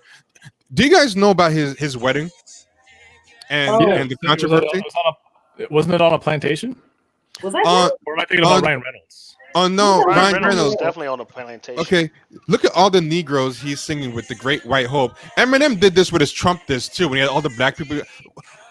Yeah, that's what we're here for. We're here to lend authenticity. The guy has no genuine emotion or anything. He's a rich white guy. Uh, we're here to give soul to him. It's so insulting. He can't Ornaments. generate emotion on his own.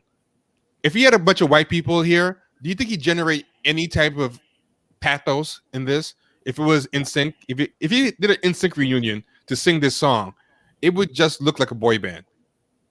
They wouldn't be where they are. And of course, Yeah, like we're all ornaments. Like all black folks are ornaments in this.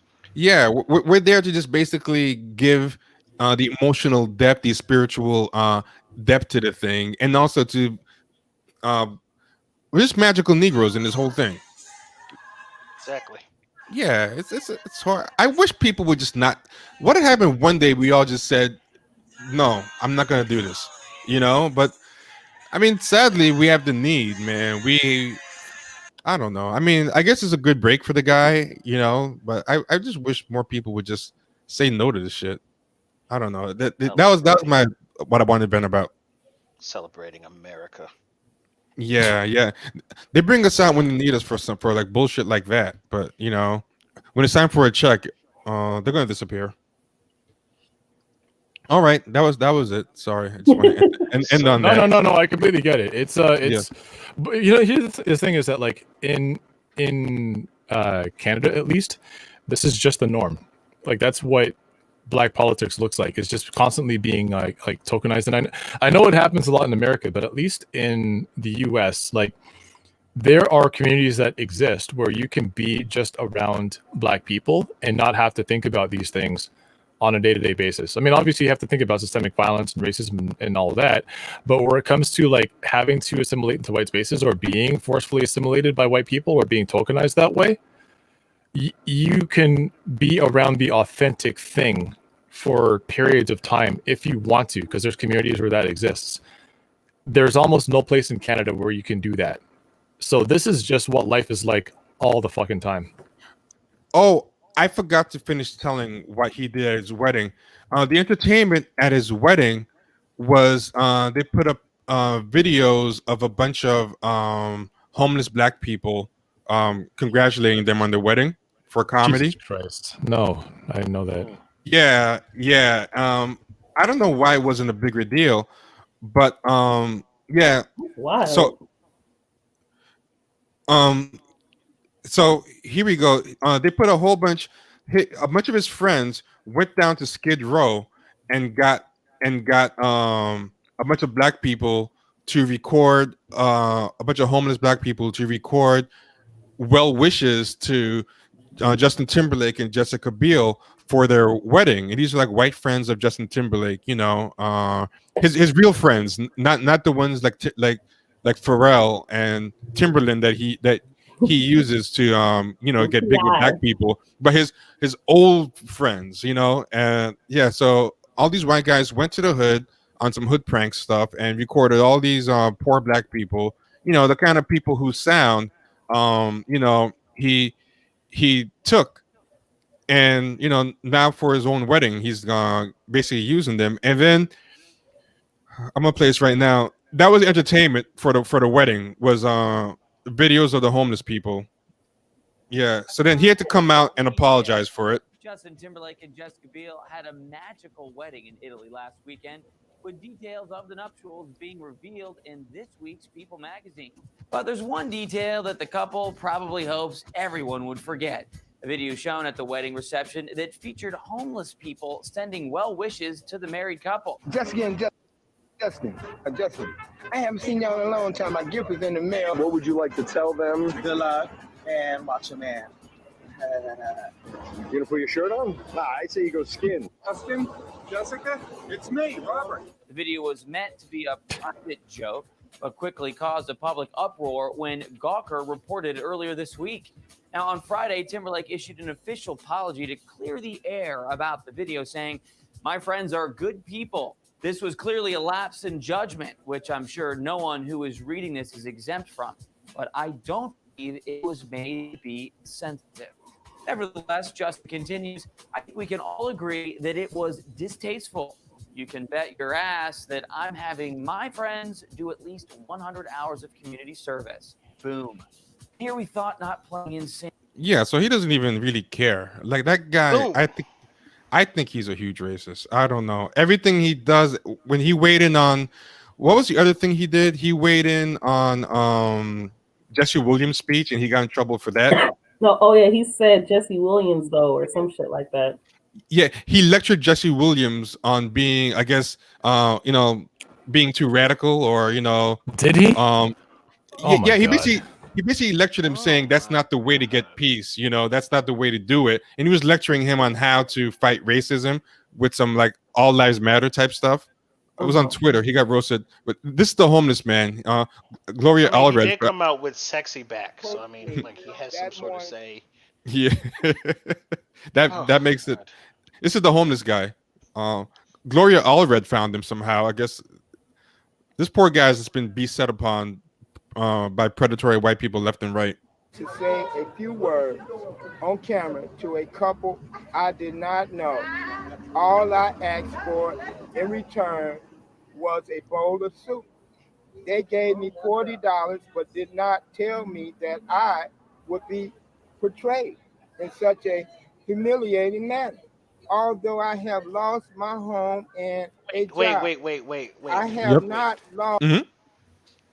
It's very clear that Gloria just met him like 3 minutes before this started. Yep. And handed him a piece of paper. Right. And Yep. said, it's time. Like, God, Lee, these are vultures. Exactly. Think about this. Him and his friends go down there and pay like some money, and they didn't even give him the soup or whatever, and take advantage of these needy people, to make a spectacle of themselves. And then when it gets out, because of Gawker, God bless Gawker, they were good at finding out. Like, I cringe to think about the stuff that's not being found out now that they're gone, because now tabloids are all about working with influencers and working together, whereas Gawker was one of the last truly antagonistic gossip things. But Gloria Allred now comes, and it's like a second vulture, like it's like this poor guy is just nothing but rich white people to prey on. So now she's sweeping in for a lawsuit herself, and now he's being used again. Wow, That's nasty. This is some crazy shit. But we've been wrapping up for like 30 minutes. Yeah, my bad. But that's it.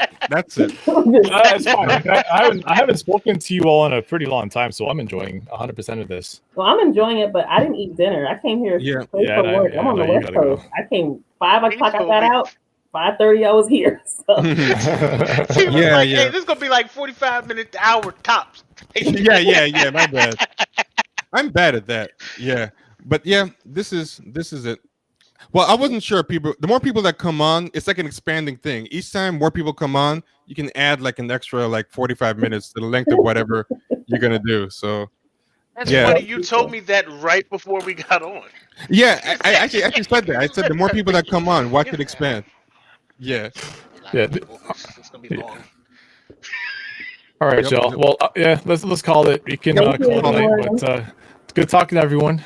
All right, Happy to see everybody you. be Glad good. you're all healthy. Take care. All right, take it easy. Bye.